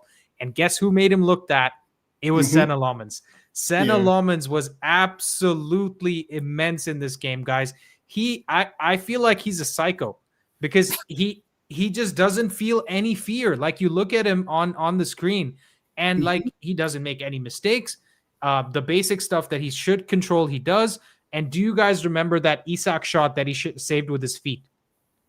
Let's not forget that. The one where he made the David De Gea save, and they immediately cut to Peter Schmeichel smiling on screen, right? and like we just need to appreciate this guy for what he is. For 20 million, guys, this is the equivalent of us signing Euro over Madrid, because there were a lot of teams looking at Laumans. He was the biggest overperformer of XG by a goalkeeper last season. He saved 15 goals, more than he should have. And we got him to the club for a reasonable fee. When's the last time we got an amazing player to the club for an amazing price? And this guy looks every bit worth of that 20 million, dude. I think he's going to be a great keeper. But Ade, honestly, I'm going to get some of the other callers in, but please do call in again, man. My fellow, just one more thing before I go. I don't know if you touched on it, but the officiating today was atrocious. Mbeumo and Cunha getting fouled consistently. Cunha, for sure. Cunha got like 3 fouls that I saw that he should have gotten. I don't know if it was yellow card fouls, but it was definitely like free kick borderline fouls. rugby at this point. Like, honestly. Yeah. I think they need to do something about that and protect these guys going forward, because I'm guessing, okay, maybe it's Liverpool is Anfield, but I suspect that if they don't do anything about it, it's just going to continue on into the coming weeks. Yeah. No, that's true. I feel like it was a little bit more hit or miss. I think the start of the game was pretty good. Like we were getting some fouls as well, but for the rest of the game, it was a little hit or miss. And then at one point they checked like a red card for Mbumo because he got his foot stuck with the Szoboszlai or something. And I was like, what the hell are you guys doing, right? But anyways, Ade, you smashed it. Thank you so much for being live with us today. I'll bring in the next caller, and please do call in again. Thanks a lot, Andy. Appreciate it. See ya. That's Ade right there from Ottawa, Canada. Absolutely smashing it again. Joel, by the way, if you're watching in the stream, please come back on because I'm going to start bringing in people for the group discussion. Let's bring in Rahul, first time caller. Hey, Rahul, you're live on Footy with an Edge. You've been patiently waiting in the background. I appreciate your patience. Thank you so much. Go on, introduce yourself. Where are you calling from? You're muted, by the way. Yep, sorry, I just realized I was muted. Yeah, no worries. Hi, Where are you calling from? I'm calling from India. Very nice. Which part of India? Kolkata. Oh, wow. Very nice. Yeah. It's pretty late for you. I know. What is it, 12:30 in the morning? Yep. Nice. My brother's 12:30. also in India. He's in Mumbai right now. Also diehard United fan. Obviously, there's a lot of diehard United fans in India. So go on. Are you buzzing or are you buzzing? How excited are you? Yeah, I was so excited. So when the first goal happened and I almost like shouted so hard that my mom is shouting back at me. Like, what happened? What happened? Yeah. And my mom's in India. I think she was yelling at me as well because she probably heard me screaming. Or Rishi was doing the screaming for me because my mom lives with him. Or our mom lives with him. Sorry. But yeah, it's so exciting, dude. The first goal when you know what, guys? I'm so disappointed in myself. I was making the thumbnail for this video and I missed the first 3 minutes of the game. So when the goal went in, I was like, what happened? And then I watched the highlights back and I was like, I was buzzing the whole game. And that's the thing too. We've been in these big games before where, under Ten Hag or under other teams where we're hanging on by the skin of our teeth, right? Where we're basically like so worried that we're going to lose this game. But I wasn't that stressed this game. We actually looked so good till they scored the equalizer by Gakpo. We looked so good and so resolute in this game. And it was actually Liverpool that was panicking. But one thing, Andy, I just want to mention that I think this game, although we played really well, but we got lucky at times. I mean, two things I want to mention. One is that that Salah, that sitter that he missed, and the second one was that Frimpong, right? Yeah, Frimpong. Frimpong cross to Gakpo's header. So these two, Liverpool would generally not miss these kind of chances in their usual day, but they missed it, and we were like, it was like destiny was for us today. It was but it was our lucky day Rahul, today. if we look at the stats, right? Let me just pull up some of the stats here. Let me just add this to stage. So if you guys can pay attention to these stats, I don't know if the XG has been updated yet, by the way, but they have more XG than us. Fair enough. We had the same number of big chances as them, right? We're looking at 5 big chances for us, 5 for them. They missed 4 of their big chances. We missed 3 of them. So we converted 2 of our big chances. They only converted 1 of them. And them's the breaks, right? They had 19 shots. We had 12. They had 6 on target. We had 4. The XG numbers here are a little bit skewed by the fact that we were playing on the defense the whole game because we got a goal so early in that game. We didn't really try to attack as much as we normally would, right? Because if you watch the game against Chelsea, for example, they went, let's say the equivalent of a goal down, or maybe, they were playing more like we played because they were a man down, right? And we created so many more chances against Chelsea, which, by the way, is also a high possession team. Then we went to, 10-man ourselves. And in the second half of that, in that game, we played like, less possession and we just tried to defend.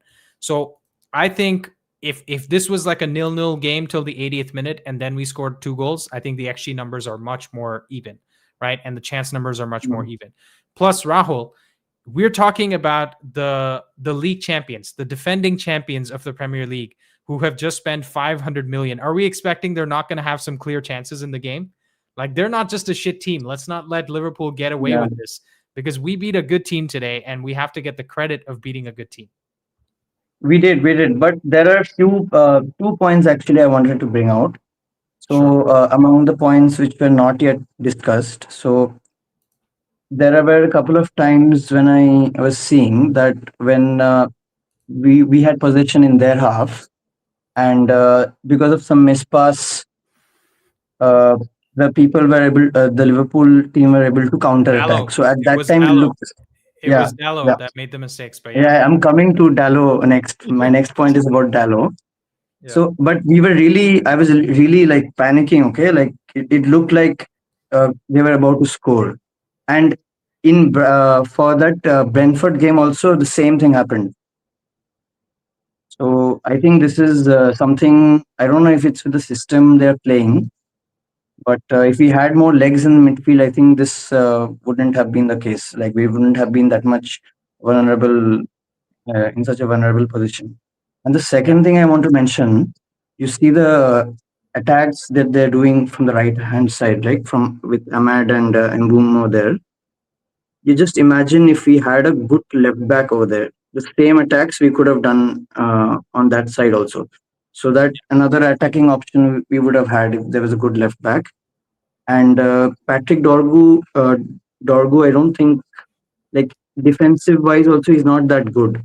Like, he's like that Frimpong cross, he let that cross in. To be fair, if Dallo's playing on the side where Frimpong is when Frimpong came on the pitch, I think he's getting rolled and smoked the same way that Dorgu got cooked, right? Because Frimpong, let's give him his credit. He's basically a winger that plays at right back.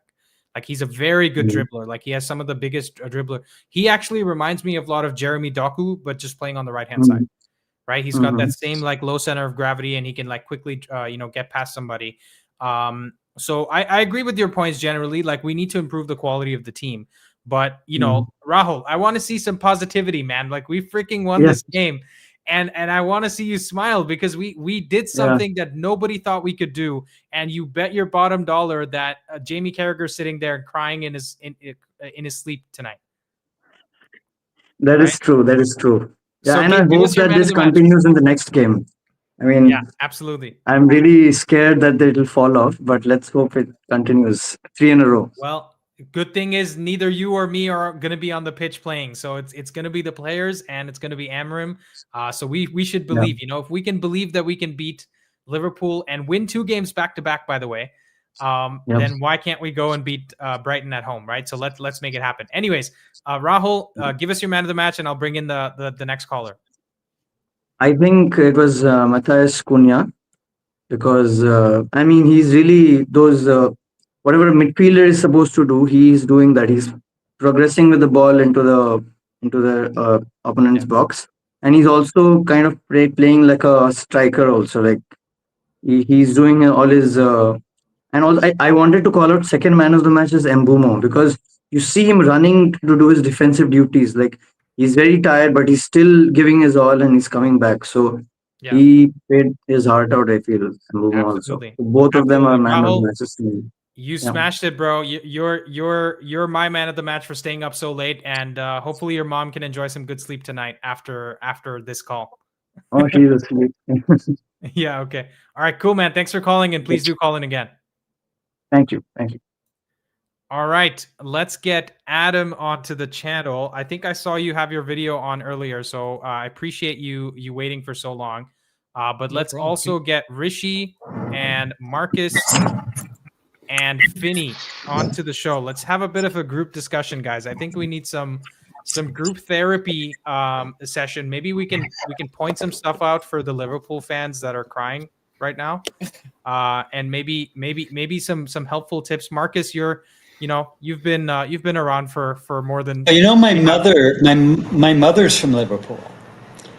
From And Liverpool or a Liverpool fan? Because those two things. no, can be my different. mother was born in Liverpool. That's how I became a United fan, was Yeah. because my mother had relatives or my great grandmother lived in Northern Ireland. So It's okay, Marcus. We can't all be I'm the perfect. biggest black We can't all be sheep in perfect. I'm the biggest black sheep on my mother's side of the family in the entire world. So Yeah. at this moment in time, I don't care. So, Rishi, nice to meet you, mate. I hear lots of good things about you. I think we've chatted before too on the channel. So, I really Yeah. enjoyed today's game. I was very trepid about what might happen, only because I've seen the 7-0s and the 4-0s and the 5-0s. But I think overall, I think we were ready. We were solid. We knew what we were going to get from them. And I think we outplayed them completely. I think we just absolutely shut Liverpool down. And I think we could have won it with a bit more, actually. And I was thrilled with the game. So. Yeah, absolutely. Marcus, I think you echo a lot of our thoughts. I feel like they, for Isak being the most expensive player in Premier League history, where was he, right? Where was he today? That's the thing. Yeah, and I really don't understand that. But I want to give Adam a chance. Adam, are you a first-time caller to the show, by the way? Go on, introduce yourself. Yes, I am. I'm not sure. Can you hear me? Yes, I can hear you. Also, feel free to come on camera or stay off camera. That's totally fine. I noticed I had the camera open for a second. I was like, nah, I can't. I look too chopped because I was celebrating too much. That win was I was kind of echoing your emotions early on in the stream. I joined. But yeah, I wanted first and foremost to kind of shout you out because I caught a wind of your video. Was it the foot lab, whatever, those super biased channel against United, Athletic, the Athletic, yeah. And then that's where exactly the Athletic, and then I followed you or subscribed to you at that point on, and it's really good to see like you encapsulate the I think the void of United supporters in media. You along with Maddie FC, shout out to him. I don't know if you're familiar with that channel. Oh yeah, I do. I actually reached out to him. Maddie FC. Yeah. He's the guy that calls out all the bias. Yeah. Exactly. And the way he does it and the way you do it, I think you're more of like the tactical kind of reason, and then he's more of like the jovial. He's more entertaining. Yeah, he's more entertaining. That's for sure. That's why I wanted. You're entertaining as well. Yeah. Well, you're entertaining as well. Don't take it away from yourself. But I do see that, and I just want to commend you for that aspect. And then just to kind of elaborate more on that point, I think the main issue with the United supporter base, or just the kind of zeitgeist around United at the moment, is just the shift. Like we're expecting too big of a shift, and the expectations are way too high, and the criticism on Amorim is just unfounded sometimes. It's just like, come on, what do you expect after so much? And the thing that I think before I ramble on too much is the quote from Ragnick of open heart surgery, and the thing of insanity. Like United fans to a certain extent are insane for expecting change with the same type of solution. If we're just going to get sacked a manager and then a year and a half later a new manager sacked, and we need to kind of slow the roll. And I think you and Maddie are really good kind of leaders in the social media or social kind of landscape to hopefully temper that. Yeah, first of all, Adam, you smashed it, by the way. To wait an hour and 40 minutes to talk this much sense in the video, I really appreciate that. And tell us where you're calling from, by the way, quickly.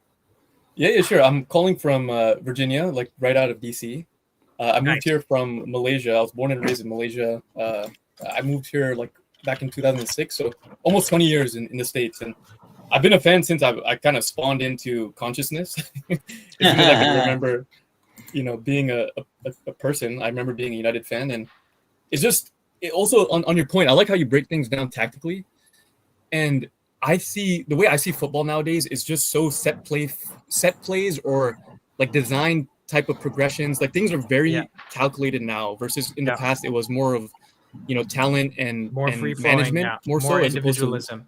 Yeah. Exactly. And in a way that it worked too. Like nowadays I'm not going to say that won't work now. It's just that the balance is just too data driven. It's too it's just things progress and get refined, but there's still it's more formulaic. It's more formulaic. That's what you're trying to say. It's more formulaic. It's more structured. And that's what I'm saying, right? When somebody like Rory Jennings sits there and says, "Oh, we used to have a banger scored in the Premier League every week. We used to have these maverick players that are just running through the pitch to make things happen." What do you think the last 15 years of coaching has focused on? How do we stop the likes of Hazard to run through 15 players and score a goal? Exactly. Right? Exactly. And how do we stop players like Zidane just, taking it from the goalkeeper and going and scoring a crazy volley in the net? That's what we're focusing on. So just like the economy becomes better at producing chairs every year, football becomes better and better every year. So everybody that comes and tells me that, oh, Cruyff was the best manager of all time, or the older managers were the best managers of all time. Guys, the football as a general improves every season. It improves every week because we have so much resources going towards figuring out how we can win points, figuring out how we can win the league, figuring out all these other problems, figuring out how we can not lose money on players, which Liverpool are still trying to do, by the way. But so we need to realize that football has to become more structured, because structure is how you control things, in a systematic way, right? Man City didn't win 4 leagues in a row by just, letting a few maverick players just do their thing. You need to have a structure. You need to have a system. And that, by the way, brings us wonderfully to the point of Ruben Amorim and why we need this guy at our club doing the things that he's doing, because he has a system. He has a structure. He didn't just play counterattacking football when things got difficult. He stuck by it, and that's what's going to get us to the top again. No, exactly. Some people don't get this, though. Sorry. Exactly. No, go ahead. No, but some people don't get this. You've got to take a bit of time, and you got to have growing pains and learn and evolve and become a team. Like we haven't been a team in such a long time, and that was one of the best team performances I've seen in a long time. It was an actual full. Shaw was in it. Dalot was actually in it. Bruno, I barely saw Bruno in my head because he actually played a good game. I mean, we were actually moving the ball around. We actually literally shut them down. It's if people can't see what's going on, then I feel very sorry for them, because there is a lot going on the pitch, behind the pitch, that is making us a lot better team. We are going to surprise people. Yeah. Well, everybody wants a rebuild until they're in the middle of a rebuild and shit. Right. Exactly. It's like the expectation for the team and the time frame, like it doesn't quite fit. It's like what the fans expect and how quickly they expect it. Like I understand wanting us to be wanting us to be back to the top and challenging for titles, but to expect it in 1 or 2 seasons is just not going to happen. Look at the teams that did it. Look at how long it took Liverpool, how long it took Arsenal to be challenging. It's going to take us at least as long, if not longer. Also, Finny, that's a point. Sorry, Andy, if I can just quickly bring that in. Finny, that's a point well made, that people are impatient.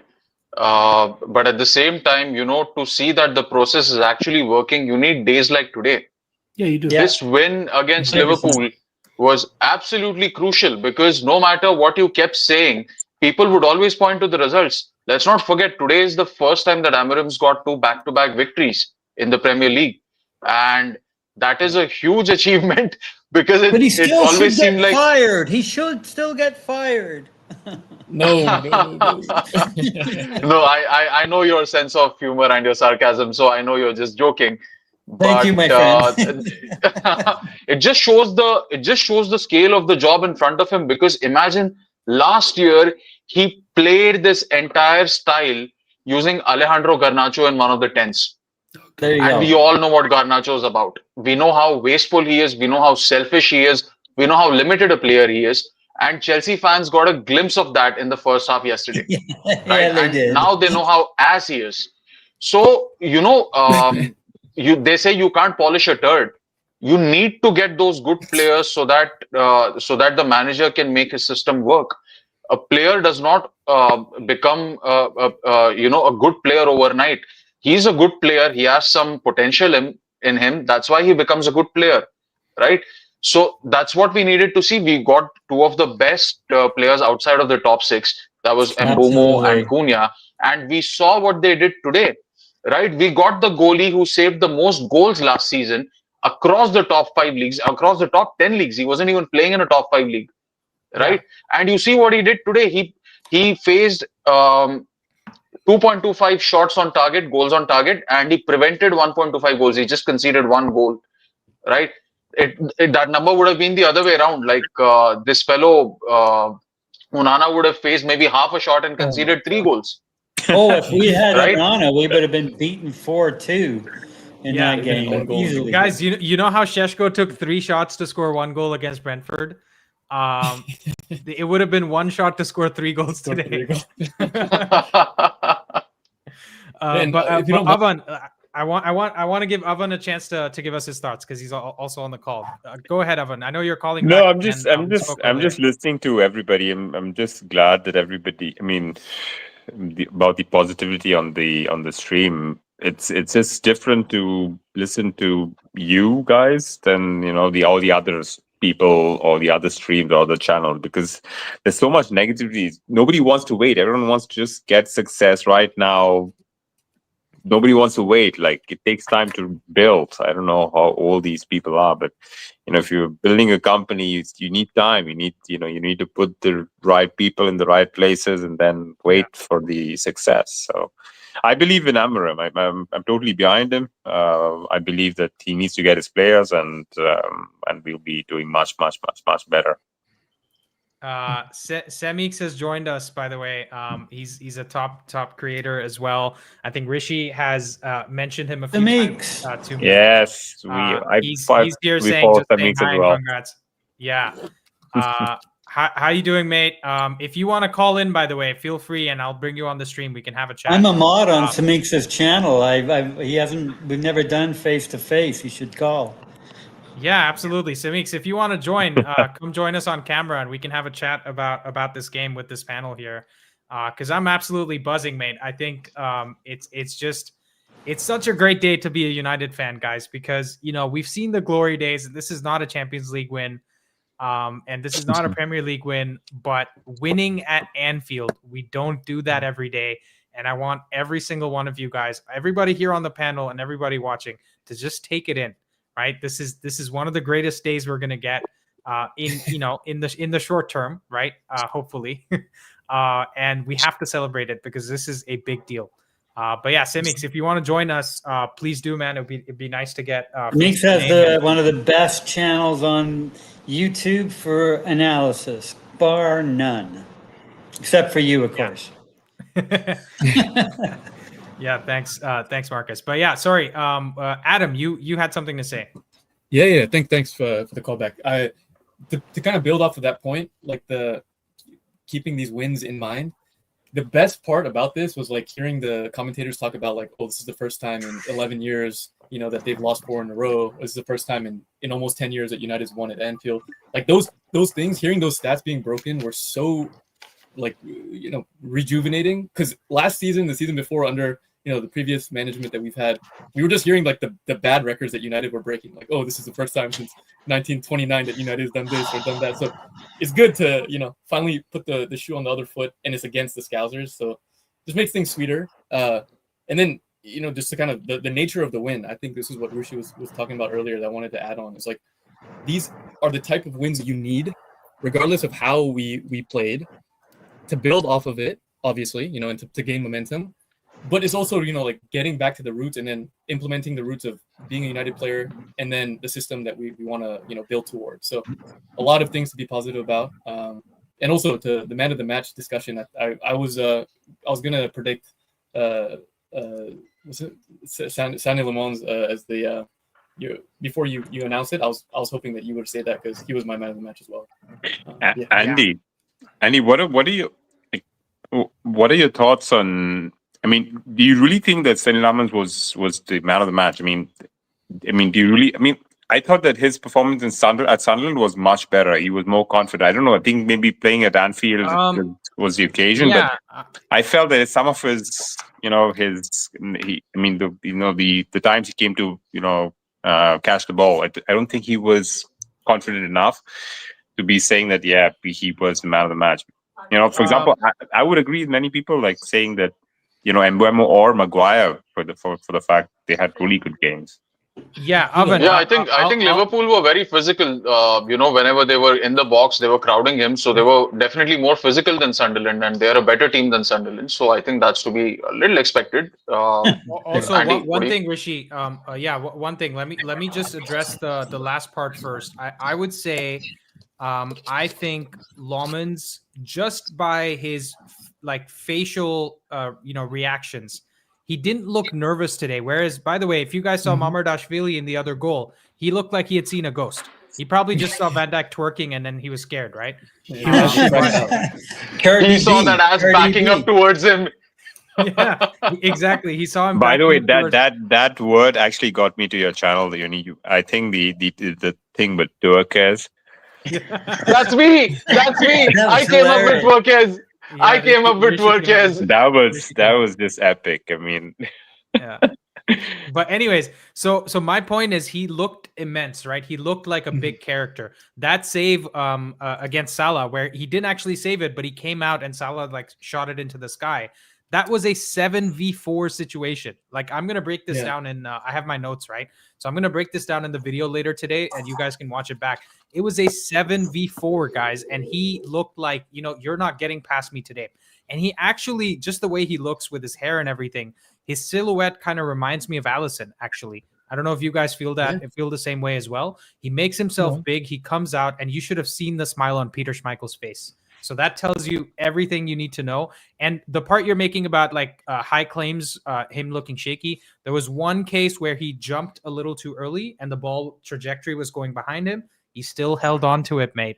Onana concedes 2 goals from that one chance.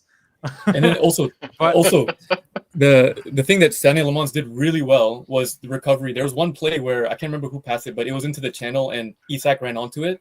And then the commentators were so quick to jump on and be like, "Oh, he should have been on his on the 6, run towards that, close it down." He made an amazing save to kind of recover from that. And then, just to kind of instill the confidence to go on in that game and, and taking the pressure. We were taking pressure from minute 2 onwards, So it's like he definitely unsung hero. It's been a while since we had somebody that, comforting in the back. So I think it's harder for people to see that because of other performances like Mbeumo and Cunha. But man, he was class. I agree with you, but I'll take the other arguments as well. Finn, guys, we also got to remember that he is a goalkeeper. They do make mistakes, right? So one of those is coming this season. There's a miscommunication that's going to happen. He might even look foolish. He's just 23. That's like a baby in goalkeeper years. And we just got to keep remembering performances like today and against Sunderland and remember that he's one for the present and the future and we got to keep backing him. Yeah, that's exactly my point. I think he had a good performance. Yeah, but just go 1 second, Finn, before you go again. That's the bigger point here. For a 23-year-old goalkeeper that's coming from the 8th or 10th best league in the world to have ice in his veins in his second game at Anfield, right? Just listen back to the words in the sentence that I just said. It makes no sense. He's a psycho. I'm telling you guys. I don't think he sees somebody, he sees a ghost in his room at night and he's just waving at him. That's what I think this guy is. I think he's that's why he's my man of the match. But anyways, Finn, you had something to say. The way I would describe him is he's a goalkeeper that looks like he actually wants to be in goal. Mm-hmm. When you compare him to some of the clowns that have been in goal for the past 2 years, like Onana and especially Bayindir, whenever camera pans to them, it just looks like they want to be anywhere but in the net wearing the gloves. They want to be anywhere else. Get them out of there. They don't want to be there. And they don't want to try and stop the shots. And Lamans just looks like he's meant to be there. He looks completely comfortable. And he, in his last 2 games, he hasn't made an amazing save, I think. He hasn't made a David De Gea. I'm sorry, are you talking about the game before this? Because there were some good saves in this game. Good saves, yes. but I would What call the them De Gea save, the De Gea save with his foot that he made for Isak. That was The Isak that was a one. great save. The Isak one. That was a brilliant He made save. a couple of really good saves today. like what I mean is he hasn't blown my mind. Okay, He has been fair. a good, I would say even very good goalkeeper, but he hasn't like done anything crazy that would make me. Yeah, like, you're jump out of saying my he's been chair. solid. Like you're Yes, giving him his he credit, has but been you're solid. saying And he's honestly, solid. Yeah, that's yeah. all we needed for the past 2 years was a goalkeeper that just doesn't throw the ball into his own net. That's all we needed. We needed we need a goalkeeper that just does the job, and like that confidence that brings, that immeasurable. the defenders feel that the guy behind them is going to stop the ball. Yeah, like 9 out of 10 times, if it's savable, he's going to save it. Like that's all you need. Yeah, and but, we've been missing that for 2 years, and it's guys, really showing. More than 2. Can we just take a moment of silence for the best manager in the world who has just lost 4 games in a row? Arne Slot? Because we haven't spent any time talking about how he's a bald fraud. How can I raise my glass. I raise my glass to there you the go. greatest There you Got go. my hat off. What do you want to bet the media aren't going to spend any time? Avon, can I cheers you, Avon? There you go. How I'm choosing you guys as well. If this was Amorim losing 4 in a row, my God, I think the ex-players would be at Carrington trying to put the cuffs on Amorim and take him to jail. God. Right? I swear to God. Andy, I've sent you a couple of tweets from Slot's post-match quotes. Just go through your WhatsApp and you'll see a few of his quotes. They are absolutely some of the most ridiculous things that a manager has said. He's trying to outdo Klopp, but not on the pitch. He's trying to outdo Klopp in the post-match. Yeah, wah. That's all we ever heard Klopp do as well. Great manager, but wah. Seriously. Let me pull. We got one more person joining, guys, so I'll just have him give his thoughts, because today we're feeling generous. You know, we just did something amazing. Let's be giving, right? Let's have 7 people on camera. Why not? By the way, guys, I just want to shout out the 76 or 80 people who are still live 2 hours into the stream. You guys are the real legends of this channel, because it's your support that keeps Andy going. I know that for a fact. And just the fact that so many of us can be here together, and this is probably the most joyous that a United fan has felt in I don't know how many years. Right, this is one of the greatest victories we've had for the longest time, and just to be able to celebrate it with 80 other people 2 hours into a stream. I know there were 200 or 250 people when we started off, but you guys, everyone, each one of you is a legend. I know a lot of these names that are familiar to me. I know Mango Tango's here. I know Nonstop Chelsea fan Tango. is still here. Rishi, you're a star. So is Adam. You guys got to get used to that. Yeah, you guys are all. You're too kind, Marcus. You're just making each other blush at this point. So let's just talk about the frauds at Liverpool, because Rishi sent me some banging tweets, and I'm gonna pull them up on screen right now. And we'll also get please, nothing about words.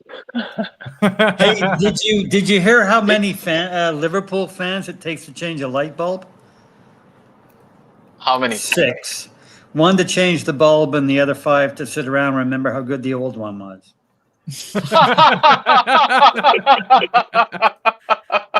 There we go. There's a banger. On that note, let's take a look at some highlights. Now, guys. do you know how much it cost? No, do you know how much it cost Liverpool to change a light bulb?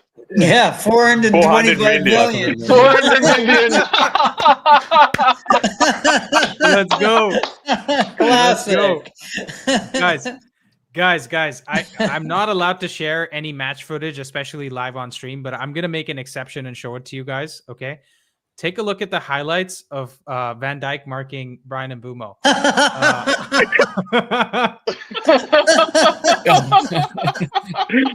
That's what he was doing, guys. Sky Sports might come after you. Stop it now. I know.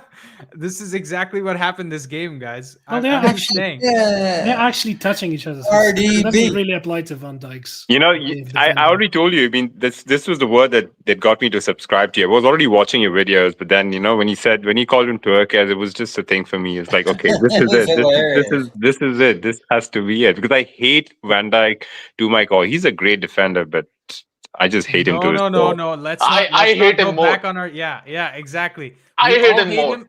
and he's definitely not the best. Okay, best center okay. back since sliced bread. Okay. He was the same price as Maguire. Let's not forget that. No, I mean, see, Oh I don't consider him to be. I mean, of course, I've seen Van Dijk and Rio Ferdinand, so I'm not telling that he's better than them. I mean, better than them, but he's a good defender. But his attitude towards United in the past years, he hasn't been. He's just been too arrogant. No, forget his arrogance. Vidic wins the GOAT defender of the Premier League debate, period, because he's won 2 Player of the Year awards. No other defender has done that.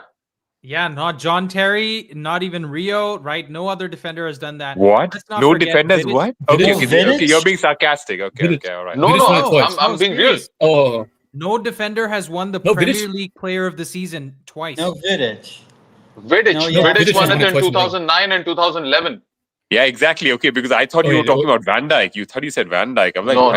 Van Dijk won it once in 2018-19. Yeah. Yeah, exactly. That's what I was like confused. Okay, because Vidic was the only player to win it back to back. By the way, even. No, I don't think it was. Was it back to back?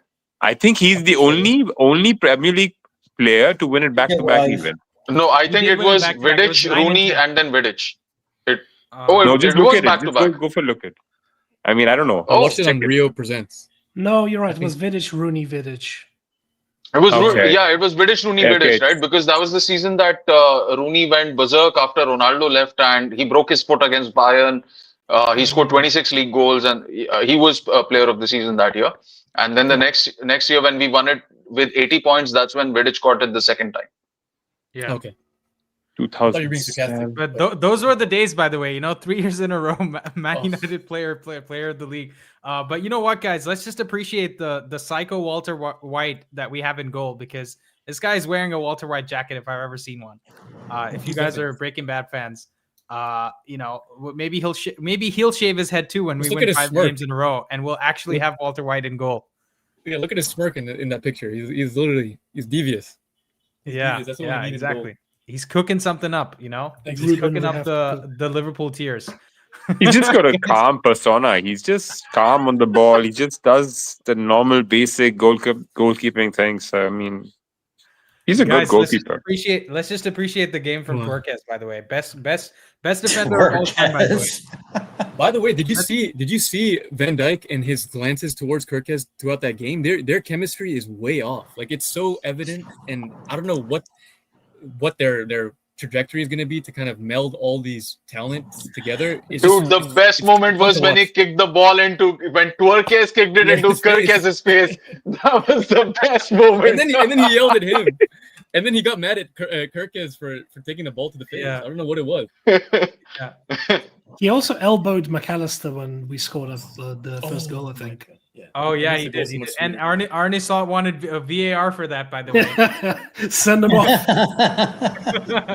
I know exactly. So I love the street because no scandals, no drama, no clue what he's doing, just Bluetooth defending and twerking. He was like, I can't take them off. Just give them red cards and take them off for me, please. Yeah, honestly, but guys, I wanna hear from Amram, baby. I'm so sorry you've been in the call for so long. Go on, give us your thoughts. Where are you calling from? Introduce yourself. Hi, how you guys doing, man? First of all, before anything else, man, I really appreciate you guys' channel. Honestly, I'm very new here still. This is my first call-in, obviously, but man, I feel like you guys are filling a niche with the work you guys do. I mean, it's not a lot of people talking about Man United that give the type of opinions that you guys do, and I appreciate it. We got a lot of really questionable Man United analysts, insiders out there. I appreciate the work you guys do. Thanks, man. Thanks, I appreciate it. Give us a name. My name is Sergio. I'm from Puerto Rico. I'm calling in from New York, though. Nice. New Very, York very City. nice to meet you, man. We're pretty close by. I'm in Toronto. Marcus here is in Toronto. Adam is in Virginia. So we're, you know, a few of us are pretty close by. And then Ivan in Germany, Finn in Russia, and Rishi in Mumbai. I think I got all All this over. Man United, baby, all over. Bravo, bravo, bravo. right. Let's go. By the way, I was in St. Petersburg in Moscow. I know a bit of Russian. So nice. Nice. Привет. Man, you asked me about Привет. the game. I'm sorry, Andy. You asked Yeah. me about the game. I mean, what? I don't know. I think I got here a little late. I think, you know, it's gonna be a nice weekend. You know, it's gonna be a nice rest of the week for everybody. You know. Yes, sir. Crazy how fast everything changes. It almost feels as good, the amount of pressure that's on Liverpool right now, as opposed to like the weight lifted off our shoulders. It almost feels as good, you know. Got 007 and then feeling the pressure. Oh, we can't even it doesn't even roll off the tongue anymore because you can't really say 0011, right? It doesn't sound as good. It's 0011 now. Nah, it's not quite the same. Yeah. Just wake me up when he does anything. Oh my gosh, that hurts, man. No, that words, man. Yeah, honestly, bottom line. Okay, he's a good player. Just I don't think he's going to make it in Liverpool at all, because he's not fast. He needs space. He needs. He was perfect. He needs a slower pace. You know, he should have gone to Munich or Italy maybe, but I think he's going to struggle, especially with the bright side. It's the physicality that's struggling. Yes, with. exactly. Physicality, exactly. Yeah. But I'm waiting for 011. You know, that would be nice. How about 0038? Yeah. Oh my god. He might not even play all 38, to be honest. Yeah. They might. Isn't it nice to mock Liverpool for a change? Maybe we could give them You a know, little, double- 10 million and get him in. You know, like help Liverpool make some of the money back. We'll take. You know, him. 0011 0011 spells ass in binary. No way. Well then, Rishi, they'll have to print it out two times, I right? need to know you more. Yeah, this is the gift I have, guys. This is the gift I have. This is the mind that gave us Torquez. Okay, you need your own channel. Get away from this Andy fella. Yeah, maybe you guys can see why we have a podcast now. You know, it's not Absolutely not just clutching at straws. But It was quite a good anyways, podcast episode, by the way. No, he's the creative. He's the creative director, the creative editor. Yeah. Okay. Yeah. Hey guys, don't glaze me so much. I might think I'm a donut. Oh, that's a good one. Yeah. That's Anyways, why guys, I like this channel because the engagement is one thing I think is missing as well. Because like Stretford Paddock is also really good. Obviously, they're huge. They've been around for so long. You know, those type of platforms. But the way that you guys are engaging the community, and this is what like my second time really getting back to it, because I've only just subscribed to you yesterday, day before. So it's so cool to already be ingratiated into the the main line. So it's awesome. So keep it up. Yeah. Welcome. Thank you. so much, Thank man. you. I just want to say one last thing as we close out the stream here, because I gotta take a break and then also analyze for the rest of the day. But I'll be so happy to do it. You know, honestly, if we can win every week, I'll make 10 videos a week. You know, I don't care. But I just want to say this: I can't believe the impact that this channel has had on the mainstream. Because the video I did about the Athletic guys, I got a comment from Statman Dave on my video, and I think you guys all know who Statman Dave is because he's been around for a long time. And it was a very critical video, right? I'm calling out the Athletic. Statman Dave works with these guys quite often. He works for the clubs. He works for the Premier League, and someone like him is acknowledging that we're doing something right. And I think I got like 2,000 or 3,000 subscribers from that one video alone. I actually broke the R Red Devils subreddit because everybody was going crazy at each other because people kept posting my video asking the Athletic for a comment on why their journalism is so lazy. and basically people, the mods kept taking it down because the Athletic has partnered with that subreddit, right? And that's the kind of waves we're making. And I know I'm still a small time creator, and we're still a part of a smaller community, relatively speaking.